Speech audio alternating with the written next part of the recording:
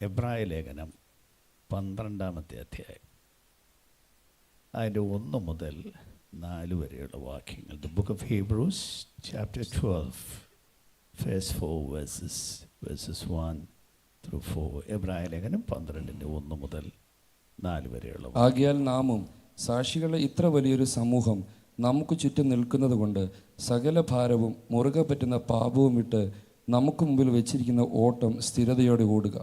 വിശ്വാസത്തിൻ്റെ നായകനും പൂർത്തി വരുത്തനുമായ യേശുവിനെ നോക്കുക.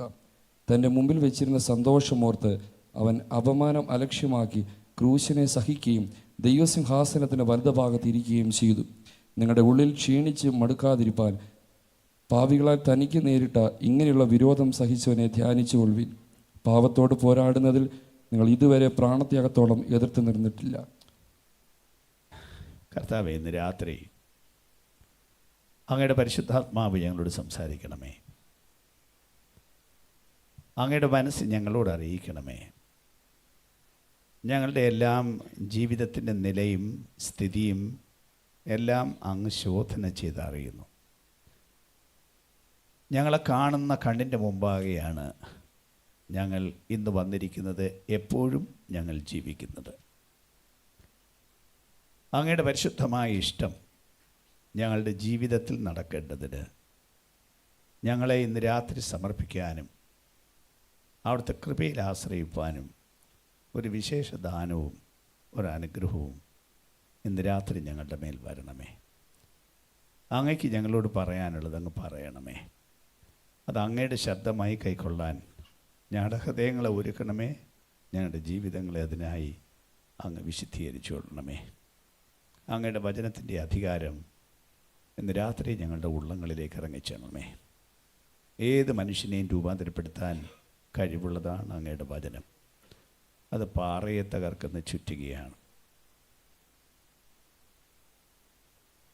ജീസസ്, അങ്ങയുടെ ആധിപത്യത്തിൻ്റെ മുൻപാകെ വണങ്ങുവാൻ ഞങ്ങളുടെ ഹൃദയങ്ങളിൽ ദൈവപ്രവൃത്തി അയക്കണമേ.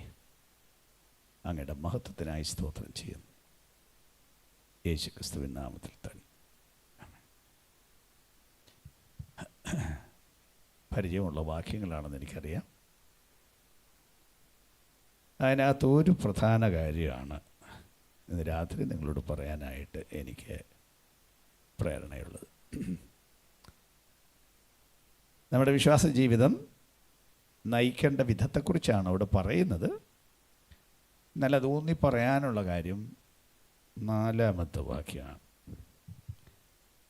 അവിടെ പറയുന്നു, പാപത്തോട് പോരാടുന്നതിൽ നിങ്ങൾ ഇതുവരെ പ്രാണത്യാഗത്തോളം എതിർത്ത് നിന്നിട്ടില്ല. നേരത്തെ പറയുന്നുണ്ട് 1-ാം വാക്യത്തിൽ, സകല ഭാരവും മുറുകെ പറ്റുന്ന പാപവും വിട്ട് നമുക്ക് മുമ്പിൽ വെച്ചിരിക്കുന്ന ഓട്ടം സ്ഥിരതയോടെ ഓടുക എന്ന് പറഞ്ഞിട്ട് അല്പകാര്യം അതിനോട് ചേർത്ത് പറഞ്ഞിട്ട് പറയുകയാണ്, പാപത്തോട് പോരാടുന്നതിൽ നിങ്ങൾ ഇതുവരെ പ്രാണത്യാഗത്തോളം എതിർത്ത് നിന്നിട്ടില്ല. അതിൻ്റെ ആദ്യത്തെ ഭാഗം, പാപത്തോട് പോരാടുന്നതിൽ. പാപം ആത്മീയ ജീവിതത്തിന് തടസ്സമാണ്. പാപം ദൈവത്തോട് എതിരാണ്. പാപം പിശാചിൻ്റെ ചരക്കാണ്. പാപം ചെയ്യുന്നവൻ ദൈവരാജ്യം അവകാശമാക്കില്ല. പാപം ചെയ്യുന്നവർക്ക് ദൈവത്തിൻ്റെ കൂടെ താമസിക്കാൻ പറ്റില്ല. അതാണ് പാപത്തിൻ്റെ സ്ഥിതി. പക്ഷെ പാപം മനുഷ്യ ജീവിതത്തിലെ ഒരു പ്രശ്നമാണ്. റോമാലേഖനം 7-ാം അധ്യായത്തിൽ നമ്മൾ വായിക്കുന്നത്, പാപം നമ്മളോട് പോരാടും, നമ്മളോട് യുദ്ധം ചെയ്യും, നമ്മളെ നിർവീര്യരാക്കി തീർക്കും, നമ്മളെ കൊന്നുകളയും. റോമാലേഖനം 7-ാം അധ്യായത്തിൻ്റെ 14 മുതലുള്ള വാക്യങ്ങളിൽ, ന്യായപ്രമാണം ആത്മീയമെന്ന് നാം അറിയുന്നുവല്ലോ, ഞാനോ ജഡമയൻ, പാപത്തിന് ദാസനായി വിൽക്കപ്പെട്ടവൻ തന്നെ. ഞാൻ പ്രവർത്തിക്കുന്നത് ഞാൻ അറിയുന്നില്ല, ഞാൻ ഇച്ഛിക്കുന്നതിനെയല്ല ഭയക്കുന്നതിനെ അത്രേ ചെയ്യുന്നത്. സാധാരണ മനുഷ്യൻ്റെ അവസ്ഥ പറഞ്ഞിരിക്കുകയാണ്. ഒരു നിസ്സഹായ അവസ്ഥ, ഒരു desperate condition. It's A pathetic situation. മനുഷ്യ ജീവിതത്തിൽ അങ്ങനൊരു സ്ഥിതി പറഞ്ഞിരിക്കുകയാണ്. അവിടെ പറഞ്ഞത്, ഞാനിങ്ങനെ പാപത്തിന് ദാസനായി വിൽക്കപ്പെട്ടവൻ, ഞാൻ ചെയ്യുന്നത് ഞാൻ അറിയുന്നില്ല എന്ന് പറഞ്ഞാൽ താഴോട്ട് വിശദീകരിക്കണം. ഒന്ന് ബാക്കിയോട് വായിച്ചോളാമോ? ഞാൻ ഇച്ഛിക്കാത്തതിനെ ചെയ്യുന്നുവെങ്കിലോ ന്യായപ്രമാണം നല്ലതെന്ന് ഞാൻ സമ്മതിക്കുന്നു. ആകയാൽ അതിനെ പ്രവർത്തിക്കുന്നത് ഞാനല്ല, എന്നിൽ വസിക്കുന്ന പാപമത്രേ. എന്നിലെന്ന് വെച്ചാൽ എൻ്റെ ജഡത്തിൽ നന്മ വസിക്കുന്നില്ല എന്ന് ഞാൻ അറിയുന്നു. നന്മ ചെയ്യുവാനുള്ള താല്പര്യം എനിക്കുണ്ട്, പ്രവർത്തിക്കുന്നതോ ഇല്ല. ഞാൻ ചെയ്യുവാൻ ഇച്ഛിക്കുന്ന നന്മ ചെയ്യുന്നില്ലല്ലോ, ഇച്ഛിക്കാത്ത തിന്മയത്രേ പ്രവർത്തിക്കുന്നത്. ഞാൻ ഇച്ഛിക്കാത്തതിനെ ചെയ്യുന്നുവെങ്കിലോ അതിനെ പ്രവർത്തിക്കുന്നത് ഞാനല്ല, എന്നിൽ വസിക്കുന്ന പാപമത്രേ.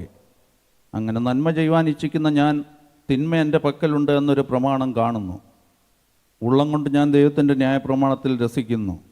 എങ്കിലും എൻ്റെ ബുദ്ധിയുടെ പ്രമാണത്തോട് പോരാടുന്ന വേറൊരു പ്രമാണം ഞാൻ എൻ്റെ അവയവങ്ങളിൽ കാണുന്നു. അത് എൻ്റെ അവയവങ്ങളിലുള്ള പാപപ്രമാണത്തിന് എന്നെ ബദ്ധനാക്കി കളയുന്നു. അയ്യോ ഞാൻ അരിഷ്ട മനുഷ്യൻ, ഈ മരണത്തിന് അധീനമായ ശരീരത്തിൽ നിന്ന് എന്നെ ആർ വിടുവിക്കും? നമ്മുടെ കർത്താവായ യേശുക്രിസ്തു മുഖാന്തരം ഞാൻ ദൈവത്തിന് സ്തോത്രം ചെയ്യുന്നു. ഇങ്ങനെ ഞാൻ തന്നെ ബുദ്ധി കൊണ്ട് ദൈവത്തിൻ്റെ പ്രമാണത്തെയും ജഡം കൊണ്ട് പാപത്തിൻ്റെ പ്രമാണത്തെയും സേവിക്കുന്നു. മനുഷ്യൻ്റെ അവസ്ഥയെക്കുറിച്ച് പറഞ്ഞിരിക്കുകയാണ്. ഇപ്പോൾ അവിടെ പറയുന്നത്, എനിക്ക് നന്മ ചെയ്യാനാണ് ആഗ്രഹം, അതാണ് എനിക്കിഷ്ടം. പക്ഷേ എന്നെക്കൊണ്ട് പറ്റുന്നില്ല. നന്മ ചെയ്യണം, ശരിയായി ജീവിക്കണം എന്ന് വിചാരിച്ച് രാവിലെ എഴുന്നേറ്റ് വരും. അങ്ങനെയൊക്കെ പ്രാർത്ഥിച്ചിട്ടാണ് എഴുന്നേക്കുന്നത്. കർത്താവ് ഇന്നൊരു കുഴപ്പമില്ലാതെ, ഒരു തെറ്റും പറ്റാതെ ഇന്ന് ജീവിക്കാൻ കൃപ തരണേ എന്ന് പ്രാർത്ഥിച്ചിട്ടാണ്. നമ്മുടെ കാര്യം പറയുകയാണ്, ലോകത്തിലെ സാധാരണ മനുഷ്യൻ്റെ കാര്യമല്ല ഈ പറയുന്നത്. അങ്ങനെയൊക്കെ പ്രാർത്ഥിച്ചിട്ടാണ് എഴുന്നേറ്റ് വരുന്നത്. പക്ഷേ ഇടയ്ക്ക് വെച്ച് എവിടെങ്കിലും ഒരു കുഴപ്പം പറ്റും, കുറഞ്ഞ പക്ഷം. അവിടെ പറഞ്ഞ്, ഞാൻ ഇച്ഛിക്കുന്നതിനെയല്ല ചെയ്യുന്നത്, ഞാൻ വെറുക്കുന്നതിനെയാണ് ചെയ്യുന്നത്. ഇച്ഛിക്കുന്നത് ചെയ്യാൻ എന്നെക്കൊണ്ട് പറ്റുന്നില്ല. പറ്റാത്തതിൻ്റെ കാരണം അവിടെ പറഞ്ഞ് എന്നിൽ എന്ന് വെച്ചാൽ എൻ്റെ ജഡത്തിൽ നന്മ വസിക്കുന്നില്ല എന്ന് ഞാൻ അറിയുന്നു. ഇതിനകത്ത് തന്നെ, ഈ സിസ്റ്റത്തിനകത്ത് തന്നെ, ഈ രക്തത്തിനകത്ത് തന്നെ കുറേ കുഴപ്പം കിടക്കുന്നു.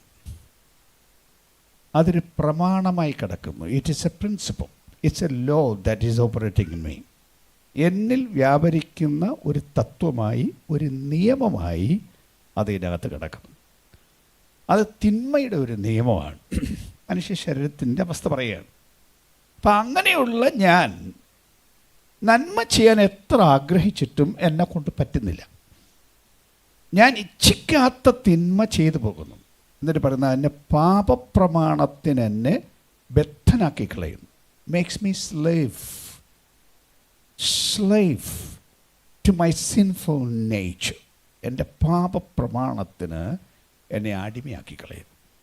എന്നിട്ട് പറയുകയാണ്, അയ്യോ ഞാൻ അരിഷ്ട മനുഷ്യൻ. God, this is terrible. This is something I don't like. I don't want this. പക്ഷേ അങ്ങനെ സംഭവിച്ചു പോകും. ഇത് അനേക മനുഷ്യരുടെയും സ്ഥിതിയാണ്. അപ്പം അതിൻ്റെ അർത്ഥം, എങ്ങനെയും നമ്മളെ തോൽപ്പിക്കാൻ പാപം ഇതിനകത്ത് ശക്തിയായി പ്രവർത്തിക്കുന്നു. പാപം എന്നത് ഒരു വലിയ പവറാണ്, വലിയൊരു ശക്തിയാണ്. പക്ഷെ പാപത്തിൻ്റെ പിന്നിലൊരുത്തനുണ്ട്. പാപം എന്നത് വെറും ഒരു കാര്യം മാത്രമല്ല. പാപത്തിന് കാരണക്കാരൻ, പാപത്തിന് പ്രേരണ തരുന്നവൻ, പാപത്തിന് വേണ്ടി തള്ളിവിടുന്നവൻ ഒരാളുണ്ട്. വെളിപ്പാട് പുസ്തകം 20-ാം അധ്യായം 1 മുതൽ 3 വരെയുള്ള വാക്യങ്ങൾ വായിച്ചാൽ, ഇനി ഒരു ദിവസം, ഭാവിയിലൊരു നാൾ, മനുഷ്യൻ കുറേയേറെ കാലം പാപം ചെയ്യാത്തൊരു കാലം ഉണ്ടാവും. ഒരു മനുഷ്യനും പാപം ചെയ്യാത്തൊരു കാലം ഉണ്ടാകും. അഖിലാണ്ടത്തിൽ ആരും പാപം ചെയ്യാത്തൊരു കാലം ഉണ്ടാവും. അത് പാപത്തിൻ്റെ കാരണക്കാരനായ പിശാചിനെ 1000 ആണ്ടയ്ക്ക് പിടിച്ച് ചങ്ങലയിട്ട് പാതാളത്തിൽ പൂട്ടും. അങ്ങനെ പാതാളത്തിൽ പിശാചിനെ പൂട്ടിയിട്ടാൽ പിന്നെ ആ 1000 ആണ്ട് അയാളെ തിരിച്ചഴിച്ചു വിടുന്നത് വരെ ഒരു മനുഷ്യനും പാപം ചെയ്യില്ല.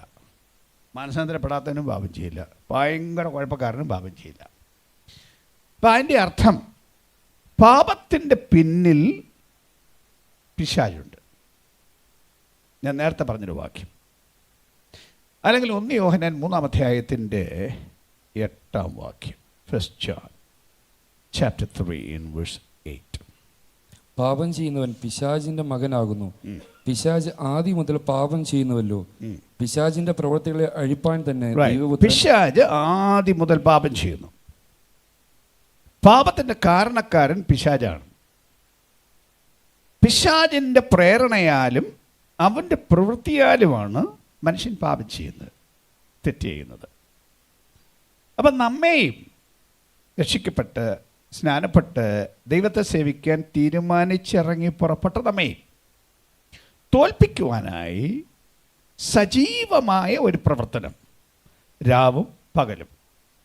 മത്തായി സുവിശേഷത്തിലെ ഒരു വാക്യത്തിൻ്റെ വെളിച്ചത്തിലാണെങ്കിൽ കഴിയുമെങ്കിൽ വൃതന്മാരെയും തെറ്റിക്കേണ്ടതിന് എന്ന് പറഞ്ഞാൽ ആത്മജീവിതം വലിയ ഹരമായി തീർന്ന് അങ്ങനെ തന്നെ തങ്ങളെ സമർപ്പിച്ചിരിക്കുന്നവരെയും കഴിയുമെങ്കിൽ, ഏതെങ്കിലും ഒരു അവസരം കിട്ടുമെങ്കിൽ അങ്ങനൊരു മോമെൻറ്റിൽ പിടിക്കാൻ വേണ്ടി, നാടൻ മലയാളത്തിൽ പറഞ്ഞാൽ കണ്ണിൽ എണ്ണ ഒഴിച്ച് ഇങ്ങനെ നോക്കിയിരിക്കുന്ന പിശാച് അതിൻ്റെ ഈ പദ്ധതികൾ ചെയ്യുന്നതിൻ്റെ നടുവിൽ നമ്മളങ്ങനെ പ്രതികരിക്കണം.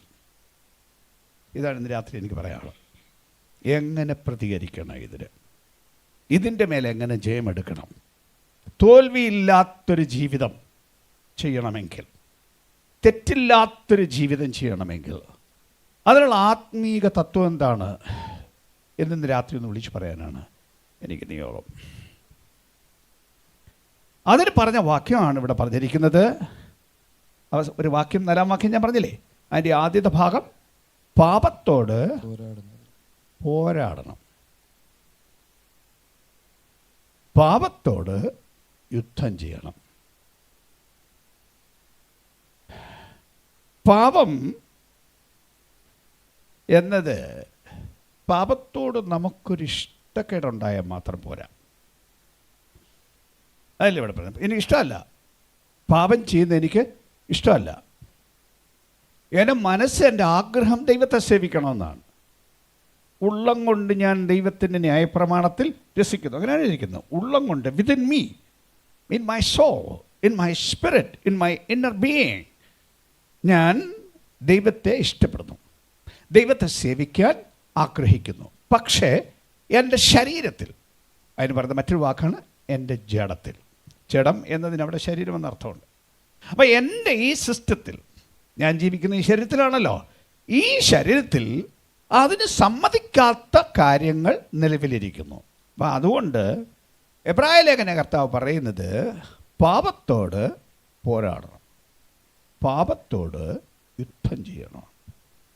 അപ്പോൾ ഒന്നുകൂടെ ഞാൻ പറയുന്നു, പാപത്തോട് ഇഷ്ടക്കേടുണ്ടായാൽ പോരാ, ദൈവത്തെ സേവിക്കണമെന്ന് ആഗ്രഹം ഉണ്ടായാൽ പോരാ, മറിച്ച് പാപത്തോട് യുദ്ധം ചെയ്യണം എന്ന് പറഞ്ഞാൽ എന്താണ് അർത്ഥം? ഈ ഭാഗം തന്നെ എടുക്കാം. ആ ഭാഗം തന്നെ എടുത്താൽ ആദ്യം പറഞ്ഞിരിക്കുന്നത് എന്താണ്? നിങ്ങളുടെ ഉള്ളിൽ ക്ഷീണിച്ചു മടുക്കാതിരിപ്പാൻ. മുമ്പത്തെ വാക്യം, പാപികളാൽ തനിക്ക് നേരിട്ട ഇങ്ങനെയുള്ള വിരോധം സഹിച്ചവനെ ധ്യാനിച്ചുകൊള്ളി. പാപത്തോട് പോരാടുന്നത് അത്ര എളുപ്പമുള്ള കാര്യമല്ല, ഇച്ചിരി ബുദ്ധിമുട്ടുള്ള കാര്യം. യുദ്ധമല്ലേ? യുദ്ധം എന്ന് പറയുന്നത് സിമ്പിളല്ല. യുദ്ധം എപ്പോഴും ബുദ്ധിമുട്ടുള്ളതാണ്. അപ്പം അതിനകത്ത് ബുദ്ധിമുട്ട് തോന്നാം, ക്ഷീണം തോന്നാം. അതുകൊണ്ട് പറഞ്ഞാൽ ക്ഷീണിച്ച് മടുക്കാതിരിപ്പാൻ നോക്കേണ്ട ആൾ അങ്ങനെയുള്ള വിരോധം സഹിച്ചവനെ ധ്യാനിച്ചുള്ളൂ. ആരാണ് ഇത് സഹിച്ചത്? 2-ാം വാക്യം, വിശ്വാസത്തിൻ്റെ നായകനും പൂർത്തി വരുത്തുന്നവനായ യേശുവിനെ നോക്കുക. തൻ്റെ മുമ്പിൽ വെച്ചിരുന്ന സന്തോഷം ഓർത്ത് അവൻ അപമാനം അലക്ഷ്യമാക്കി ക്രൂശിനെ സഹിക്കുകയും. ആ വലിയ വാക്കാണെന്നറിയാം. യേശുവിൻ്റെ ജീവിതം നമുക്കറിയാവുന്നതാണ്, നമ്മൾ സുവിശേഷത്തെ വായിച്ചിട്ടുള്ള, നമ്മൾ സുവിശേഷത്തെ കേട്ടിട്ടുള്ളതാണ്. യേശു പാപനിമിത്തം, തൻ്റെ പാപനിമിത്തം അല്ല, ലോകത്തിൻ്റെ പാപനിമിത്തം, മനുഷ്യരുടെ പാപനിമിത്തം കഷ്ടം അനുഭവിച്ചവനാണ്, പീഡിപ്പിക്കപ്പെട്ടവനാണ്, ഉപദ്രവിക്കപ്പെട്ടവനാണ്, കൊല്ലപ്പെട്ടവനാണ്. മനുഷ്യൻ്റെ പാപം യേശുവിനെ കൊന്നു, ശരീരത്തെ അടിച്ച് തകർത്തു, മനസ്സിനെ തകർത്തു. സമയത്ത് യേശു വിളിച്ചു ചോദിച്ചില്ലേ, എൻ്റെ ദൈവമേ, എൻ്റെ ദൈവമേ, നീ എന്നെ കൈവിട്ടതെന്ത്? എന്നാൽ ശുശ്രൂഷാകാലം മുഴുവൻ ധൈര്യത്തോടെ അധികാരത്തോടെ ശുശ്രൂഷ ചെയ്തവൻ, ദൈവം എൻ്റെ കൂടെ ഉണ്ട് എന്നെപ്പോഴും പറഞ്ഞവൻ, ആ ഒരു നിമിഷം വന്നപ്പോൾ ചോദിച്ചു, ദൈവമേ, നീ എന്നെ കൈവിട്ടത് എന്ത്? ആ മാനസിക ആഘാതം ഭയങ്കരമായിരുന്നു. ബാക്കി ആര് കൈവിട്ടാലും എന്ത് സംഭവിച്ചാലും താങ്ങാം, ആത്മീയന്, സത്യാത്മീയന് താങ്ങാം. പക്ഷെ ദൈവ സാന്നിധ്യം ഇറങ്ങിപ്പോകുന്ന ഒരു ഘട്ടം വന്നാൽ അത് താങ്ങാൻ പറ്റുന്ന ഘട്ടമല്ല. പക്ഷേ യേശു അതും അനുഭവിക്കേണ്ടി വന്നു. തന്നെ ദൈവം കൈവിട്ടത് കൊണ്ടല്ല, കൈവിടപ്പെട്ട് നമ്മളെ ഒന്ന് എടുക്കാൻ വേണ്ടി ഒരല്പനേരത്തേക്ക് ദൈവം കൈവിട്ടു. ആ മരണത്തിൽ നിന്ന് വിടുവിച്ചില്ല. വിടുവിക്കണമെന്നുള്ള അവിടുത്തെ അവൻ്റെ ഒരു മാനുഷികമായ ഒരു ആഗ്രഹമായിരുന്നു. എന്നാൽ ഉടനെ തന്നെ പറഞ്ഞു, എങ്കിലും എൻ്റെ ഇഷ്ടമല്ല, അങ്ങയുടെ ഇഷ്ടം നടക്കട്ടെ എന്ന് പറഞ്ഞവൻ. അവിടുത്തെ കഷ്ടവും അവിടുത്തെ വേദനയും ഒന്ന് ധ്യാനിച്ചാൽ, വിശദീകരിക്കാൻ ഞാൻ നേരം എടുക്കുന്നില്ല, എന്നാലും അറിയാവുന്നതാണല്ലോ. ആ ശരീരം മുഴുവൻ തല്ലിത്തകർത്തില്ലേ, പുറം മുഴുവൻ വചനം പറയുന്ന പ്രവചനം അനുസരിച്ച് ഉഴവ് ചാലുകൾ പോലെ നീളത്തി കീറി, ചാട്ടവാറ് കൊണ്ടടിച്ച് മാംസം മുഴുവൻ പറിച്ചു കീറി, തലയിൽ മുൾക്കിരീടം വെച്ച് അടിച്ച് രക്തം ചീറ്റിപ്പായുന്നു. അവിടുത്തെ മുഖത്ത് കാർക്കിച്ചു തുപ്പി, അവിടുത്തെ മുഖത്തെ രോമം വലിച്ചു പറിച്ചു, പുച്ഛിച്ചു പരിഹസിച്ചു. ഇതെല്ലാം ചെയ്തിട്ടും ആ വിരോധം സഹിച്ചവനെ പ്രതികരിക്കാൻ തനിക്ക് അധികാരമുണ്ട്, പ്രതികരിക്കാൻ തനിക്ക് ശക്തിയുണ്ട്. ശക്തിയില്ലാത്തവനല്ല. അവിടുന്ന് പറഞ്ഞ ഒരു വാക്കോർക്കൂ, വേണമെങ്കിൽ ഈ സമയത്ത് 12 ലഗ്യോനിലും അധികം ദൂതന്മാരെ എനിക്ക് വിളിക്കാം എന്ന് പറഞ്ഞാൽ 12 ബറ്റാലിയൻ ദൂതന്മാരെ വേണമെങ്കിൽ എനിക്ക് വിളിക്കാം സഹായത്തിന്. ഒറ്റ ദൂതൻ ഇറങ്ങിയപ്പോൾ 1,85,000 പേരെ, ഒരു സേനയെ മൊത്തം ഒരു രാത്രി കൊണ്ട് നിഗ്രഹിച്ചത് ഒറ്റ ദൂതൻ ഇറങ്ങിയപ്പം. വലിയ ശക്തിയുള്ള സാമ്രാജ്യത്തിൻ്റെ സേനയെ ഒരു രാത്രി കൊണ്ട് തകർത്താണ് ഒരു ദൂതൻ. യേശു പറയുന്ന വേണമെങ്കിൽ 12 ബറ്റാലിയനെ എനിക്കിപ്പോൾ വിളിക്കാം. പക്ഷേ അധികാരം ഉപയോഗിക്കാത്തവൻ. ദൂതന്മാരുടെ സേവനം മാത്രമോ? കൈ ചുരുണ്ടുപോയവനോട് കൈ നീട്ടാൻ പറഞ്ഞപ്പോൾ കൈ നീണ്ടു വന്നെങ്കിൽ, നീണ്ട കൈയുള്ളവനോട് ചുരുണ്ടു പോകട്ടെ എന്ന് പറഞ്ഞാൽ സംഭവിക്കില്ലേ? ഓർമ്മയുണ്ട്, രാജാക്കന്മാരുടെ പുസ്തകത്തിൽ തൻ്റെ പ്രവാചകനെ വിവരമില്ലാത്ത പിള്ളേർ കളിയാക്കിയ സമയം വനത്തിൽ നിന്ന് കാട്ടുപുറകെ ഇറങ്ങി ഈ പിള്ളേരെ ചീന്തിക്കളഞ്ഞു, കീറിക്കളഞ്ഞു. അത്രയ്ക്ക് തീഷ്ണതയുള്ള ദൈവം, തൻ്റെ നാമത്തെയും തൻ്റെ ജനത്തെയും കുറിച്ച് തീഷ്ണതയുള്ള ദൈവമെങ്കിലും തൻ്റെ പുത്രൻ ഈ വിധ കഷ്ടപ്പാടുകൾ മുഴുവൻ അനുഭവിച്ചിട്ട് ദൈവം ഇതിനോട് പ്രതികരിക്കാതെ മുഖം മറച്ചു കളയത്തക്കവണ്ണം ഇതെല്ലാം സംഭവിച്ചിട്ടും ഈ വിരോധം സഹിച്ചവനെ ധ്യാനിച്ച് പാപത്തോട് പോരാടണമെന്ന്. ക്ഷീണം വരുമ്പോൾ യേശുവിനെ നോക്കണം.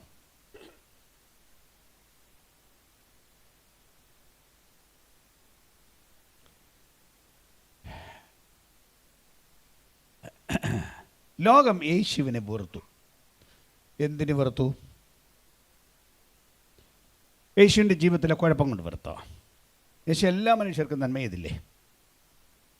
ആരെങ്കിലും ഒരുത്തനോട് നീ മുടിഞ്ഞു പോകട്ടെന്ന് പറഞ്ഞോ? പറഞ്ഞില്ലല്ലോ. അവിടുത്തെ ജീവിതകാലത്ത് മുഴുവൻ അവിടുത്തെ പരിഹസിച്ചവരുണ്ട്, ഭൂതമാണെന്ന് പറഞ്ഞവരുണ്ട്, പ്രാന്താണെന്ന് പറഞ്ഞവനുണ്ട്, എന്തെല്ലാം ആക്ഷേപങ്ങൾ പറഞ്ഞിട്ടും തിരിച്ചൊരു വാക്ക് അവിടുന്ന് പ്രതികരിച്ചില്ലല്ലോ. ക്രൂശിക്കാൻ വന്നവനോട് അല്ലെങ്കിൽ ക്രൂശിച്ചവനോട് ദൈവമേ ഇവരോട് ക്ഷമിക്കണമെന്നല്ലേ പറഞ്ഞുള്ളൂ. അതായിരുന്നില്ലേ അവിടുത്തെ പ്രതികരണം? എന്നിട്ടും എന്തുകൊണ്ട് ലോകം തന്നെ വെറുത്തു എന്ന് യേശു തന്നെ പറയുന്നു. ചില വാക്യങ്ങൾ ഞാൻ പറയാം. യോഹന്നാന്റെ സുവിശേഷം 3:20 പറയുന്നത്, തിന്മ പ്രവർത്തിക്കുന്നവനെല്ലാം വെളിച്ചത്തെ പകയ്ക്കുന്നു, തൻ്റെ പ്രവൃത്തിക്ക് ആക്ഷേപം വരാതിരിപ്പാൻ വെളിച്ചത്തിലേക്ക് വരുന്നതുമില്ല. തെറ്റ് ചെയ്യുന്നവൻ പരസ്യമായിട്ട് ചെയ്യാൻ ഇഷ്ടപ്പെട്ടില്ല, അത് സ്വകാര്യമായിട്ട് ചെയ്യും. അത് പബ്ലിക്കിൻ്റെ മുമ്പാകെ വന്നാൽ തനിക്ക് ആക്ഷേപമാണ്. അതുകൊണ്ട് തെറ്റ് താൻ സ്വകാര്യമായി ചെയ്യുന്നു, പ്രൈവറ്റായിട്ട്, സീക്രട്ടായിട്ട് ചെയ്യുന്നു. അത് കാരണം അത് തെറ്റാണെന്നുള്ളത് കൊണ്ടാണ്. യോഹന്നാൻ 7:7 നിങ്ങളെ പകപ്പാൻ സാധാരണ ജനത്തോട് പറയുകയാണ്, ലോകത്തിന് കഴിയുന്നതല്ല. എന്നാൽ അതിൻ്റെ പ്രവൃത്തികൾ ദോഷമുള്ളവയെന്ന് ഞാൻ അതിനെക്കുറിച്ച് സാക്ഷ്യം പറയുന്നത് കൊണ്ട് അത് എന്നെ പകയ്ക്കുന്നു. യേശുവിൻ്റെ പ്രവൃത്തി കേവലം സുവിശേഷം പ്രസംഗിച്ചത് മാത്രമല്ല, ആ സുവിശേഷത്തിൻ്റെ കൂട്ടത്തിൽ ആത്മലോകത്തിൻ്റെ കപടം യേശു വെളിപ്പെടുത്തി. അതിനകത്തെ തിന്മ യേശു വെളിപ്പെടുത്തി. അവരായിരുന്നു മതത്തിൻ്റെ നേതാക്കന്മാർ, അവരാണ് ആളുകളെ വഴി നടത്തിയത്. യേശു പറഞ്ഞ്, ഇവർ നടത്തിയാൽ, യേശുവിൻ്റെ ഭാഷയിൽ കുരുടനെ വഴികാട്ടിയാൽ രണ്ടു കൂട്ടരും കുഴിയിൽ വീഴും. ആത്മീക ദർശനമില്ലാത്ത, ആത്മീക കാഴ്ചപ്പാടില്ലാത്ത, ജഡത്തിൽ ജീവിക്കുന്ന, തങ്ങളുടെ നേട്ടത്തിന് വേണ്ടി ആത്മജീവിതം ഉപയോഗിക്കുന്ന ഈ മതാധിപന്മാർ നിങ്ങളെ നടത്തിയാൽ നിങ്ങൾക്ക് തകർച്ചയുണ്ടാകും. വെള്ള തേച്ച ശവക്കല്ലറകളാണിവർ എന്ന് യേശു വിളിച്ചു പറഞ്ഞു. അത് കേട്ടാൽ ആർക്കും ദേഷ്യം ഉണ്ടാവില്ലേ? നേതാക്കന്മാർക്ക് ദേഷ്യം ഉണ്ടാവില്ലേ? അവരുടെ ജീവിതത്തിൻ്റെ പൊള്ളത്തരമല്ലേ വിളിച്ചു പറഞ്ഞത്? അതാണ് അന്നത്തെ മതം, അന്നത്തെ ആത്മീകമെന്ന് പറയുന്നത് അതായിരുന്നു. അതിനെ യേശു വെളിപ്പെടുത്തിയത് കൊണ്ട് അവർക്ക് ദേഷ്യം വന്നു, അവർക്ക് കോപം വന്നു. അങ്ങനെ യേശുവിനെ പകച്ച ലോകം, യേശു പറയുന്നു, ലോകം നിങ്ങളെ പകയ്ക്കുന്നുവെങ്കിൽ 15:18 യോഹന്നാൻ, അത് നിങ്ങൾക്ക് മുമ്പ് എന്നെ പകച്ചിരിക്കുന്നു എന്നറിവിൻ. 19 വാക്യം, നിങ്ങൾ ലോകക്കാരായിരുന്നുവെങ്കിൽ ലോകം തനിക്ക് സ്വന്തമായി തന്നെ സ്നേഹിക്കുമായിരുന്നു. എന്നാൽ നിങ്ങൾ ലോകക്കാരായിരിക്കാതെ ഞാൻ നിങ്ങളെ ലോകത്തിൽ തിരഞ്ഞെടുത്തത് കൊണ്ട് ലോകം നിങ്ങളെ പകയ്ക്കുന്നു. അപ്പം ലോകത്തിന് ഇങ്ങനെയുള്ളവരെ ഇഷ്ടപ്പെടാൻ പറ്റില്ല. തെറ്റ് ചൂണ്ടിക്കാണിക്കുന്നവരെ ലോകത്തിന് ഇഷ്ടപ്പെടാൻ പറ്റില്ല. അവരുടെ ജീവിത രീതികളെ അംഗീകരിച്ചു കൊടുക്കാത്തവരോട് ആർക്കും ഇഷ്ടമുണ്ടാവില്ല. മനുഷ്യൻ ചെയ്യുന്ന കാര്യം ഓക്കേ എന്ന് പറഞ്ഞാൽ ഇഷ്ടപ്പെടും. അതിന് വിപരീതമായി സംസാരിച്ചാൽ ആളുകൾ നിങ്ങളെ പകയ്ക്കും. തെറ്റിനെ ശാസിക്കാൻ, തെറ്റിനെ ചൂണ്ടിക്കാട്ടാൻ തയ്യാറാകുന്ന ആർക്കും ലോകം എതിരാണ്, ഏത് മനുഷ്യരും എതിരാണ്. അപ്പം യേശുവിനെ പകയ്ക്കാനുള്ള പ്രധാനപ്പെട്ട കാരണം, യേശു ജീവിതത്തിൻ്റെ പാളിച്ചകൾ, വെറും മനുഷ്യൻ്റെ പാളിച്ചകളല്ല, ജനത്തെ വഴി നടത്താൻ നിയമിക്കപ്പെട്ട ആളുകളുടെ പാളിച്ചകൾ കാണിച്ചില്ലെങ്കിൽ സകല മനുഷ്യരും പാപത്തിൽപ്പെടും. ഇതാണ് ആത്മീകമെന്ന ആളുകൾ ധരിക്കും. അവരെ തിരുത്താനുള്ള മാർഗം ഈ തെറ്റ് ചൂണ്ടിക്കാട്ടുകയാണ്. അല്ലാതെ അവരെ ആക്ഷേപിക്കാൻ വേണ്ടി യേശു ചെയ്തതല്ല. സത്യപാത വിളിച്ചറിയിക്കാൻ ശരിയായ പാതയുടെ വെളിപ്പാട് ആവശ്യമായതുകൊണ്ട് യേശു അത് ചെയ്തതുകൊണ്ട് ലോകം അവനെ പകച്ചു, അവനെ കൊന്നു. അപ്പം അവിടുത്തെ നോക്കണം, ശരി മോഡൽ ആത്മജീവിതത്തിന്, എല്ലാ ജീവിതത്തിനും ശരിയായ മാതൃക കർത്താവായ യേശുവാണ്. ഒരു പക്ഷേ ആളുകൾ ധരിച്ചേക്കാം അവിടുന്ന് ദൈവമായിരുന്നു, അതുകൊണ്ട് അങ്ങനെ ജീവിച്ചു, തെറ്റില്ലാത്തവനായിരുന്നു എന്ന ആളുകൾ ധരിക്കുന്നെങ്കിൽ ശരിക്കും അതല്ല അതിൻ്റെ വാസ്തവം. യേശു ഭൂമിയിൽ വന്നപ്പോൾ ദൈവത്വം അവിടുത്തെ ഉണ്ടായിരുന്നു എന്നുള്ള സത്യമാണെങ്കിലും അവിടുത്തെ മഹത്വവും അവിടുത്തെ അധികാരവും കുറേ നേരത്തേക്കൊന്ന് മാറ്റിവെച്ചിട്ട് തനി മനുഷ്യനായിട്ടാണ് യേശു ഭൂമിയിൽ വന്നത്. A real man, a pure man, അതായിരുന്നു യേശു. പക്ഷെ യേശുവിൻ്റെ മനുഷ്യത്വം വാസ് ദി ഒറിജിനൽ ഹ്യൂമാനിറ്റി, ശുദ്ധമായ ഒറിജിനൽ മനുഷ്യത്വമായിരുന്നു. എന്ന് പറഞ്ഞാൽ മനുഷ്യനെ, ആദാമിനെയും ഹവ്വയും ദൈവം സൃഷ്ടിച്ചപ്പോൾ തെറ്റില്ലാത്തവരായി സൃഷ്ടിച്ചു. അന്നവരിൽ പാപം ഇല്ല. ഇന്ന് മനുഷ്യനിൽ പാപമുണ്ട്, എന്നാൽ ആദാമിലും ഹവ്വയിലും ഒറിജിനലി പാപം ഉണ്ടായിരുന്നില്ല. That was the pure humanity. ദൈവം ഉണ്ടാക്കിയ ശുദ്ധ മനുഷ്യത്വം. ആ മനുഷ്യത്വമാണ് യേശുവിൽ ഉണ്ടായിരുന്നത്. അല്ലാതെ ആദമിൻ്റെയും ഹവ്വയുടെയും സന്താന പരമ്പരകളായ മനുഷ്യരുടെ മനുഷ്യത്വം അല്ല യേശുവിലുണ്ടായിരുന്നത്. ആ ശുദ്ധ മനുഷ്യത്വം, ആ മനുഷ്യത്വത്തിലാണ് യേശു ജീവിച്ചത്. അപ്പം അവിടുത്തെ മനുഷ്യത്വത്തിൽ അവിടുന്ന് ജീവിച്ച, പെരുമാറിയ, സംസാരിച്ച ഓരോ കാര്യങ്ങൾ നോക്കിയാൽ മനുഷ്യൻ അങ്ങനെ ജീവിക്കണമെന്നാണ് ദൈവം ആഗ്രഹിച്ചത്. അതിനാണ് വചനം ജഡമായി തീർന്ന് നമ്മുടെ ഇടയിൽ വന്നത് എന്ന് പറഞ്ഞാൽ വചനം ജഡമായി തീർന്നു പറഞ്ഞാൽ വചനം ദൈവത്തിൻ്റെ മനസ്സല്ലേ, ദൈവത്തിൻ്റെ ഇഷ്ടമല്ലേ, ദൈവഹിതത്തിൻ്റെ വെളിപ്പാടല്ലേ വചനം. അത് മുഴുവൻ ശരീരത്തിൽ വന്നു. അത് മുഴുവൻ അനുസരിച്ച ഒരുത്തൻ ശരീരത്തിൽ വന്നു. ദൈവവചനം മൊത്തം അനുസരിച്ച ഒരാളെ കാണണമെങ്കിൽ യേശുവിനെ നോക്കണം. ബാക്കി ഒരു മനുഷ്യനിലും അത്ര പെർഫെക്ഷൻ ഉണ്ടാവില്ല. എന്നാൽ ദൈവഹിതം മുഴുവൻ അനുസരിച്ച യേശുവിനെ നോക്കി ജീവിതം മുഴുവൻ നയിക്കാൻ മനുഷ്യൻ്റെ ജീവിതത്തിൻ്റെ ഓരോ കാര്യങ്ങളും ചൂണ്ടിക്കാട്ടി യേശുവിൻ്റെ ജീവിതം ആ മനുഷ്യത്വത്തിൽ വിശദീകരിച്ചു.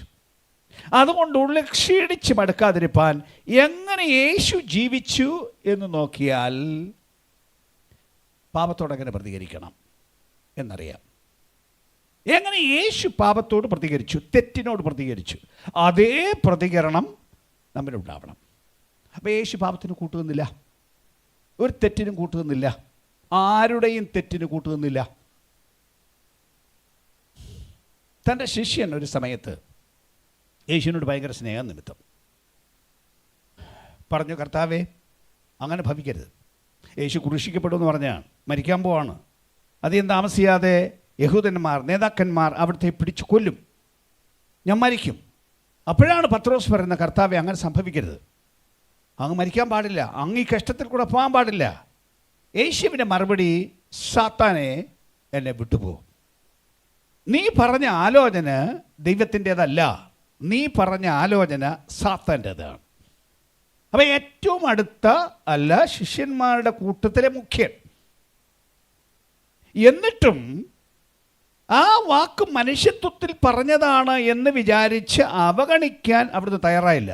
ഇമ്മീഡിയറ്റ്ലി അതിന് ഉത്തരം പറഞ്ഞു, നീ പറഞ്ഞത് പൈശാചികൻ്റെ വാക്കാണ്, ദൈവത്തിൻ്റേതല്ല എന്ന് പറഞ്ഞ് ശാസിച്ച് പാപത്തോട് പ്രതികരിച്ച യേശുവിനെ നോക്കി മനുഷ്യൻ ജീവിക്കണം.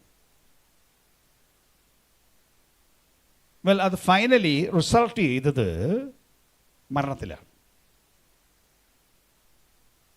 യേശുവിൻ്റെ കാര്യം അപ്പോൾ ഒരു പക്ഷേ പിന്നെയും നമ്മൾ പറഞ്ഞേക്കാം, അത് യേശുവല്ലേ, പാപമില്ലാത്ത യേശുവല്ലേ, ദൈവമല്ലേ എന്നൊക്കെ പറഞ്ഞേക്കാം. എന്നാലും വേദപുസ്തകം ചൂണ്ടിക്കാട്ടുന്ന വേറെ ചില മനുഷ്യരെ കൊണ്ടുവന്നിട്ട് അവരുടെ ജീവിതത്തിലെ ചില കാര്യങ്ങൾ ഞാൻ ശ്രദ്ധയിൽപ്പെടുത്താം.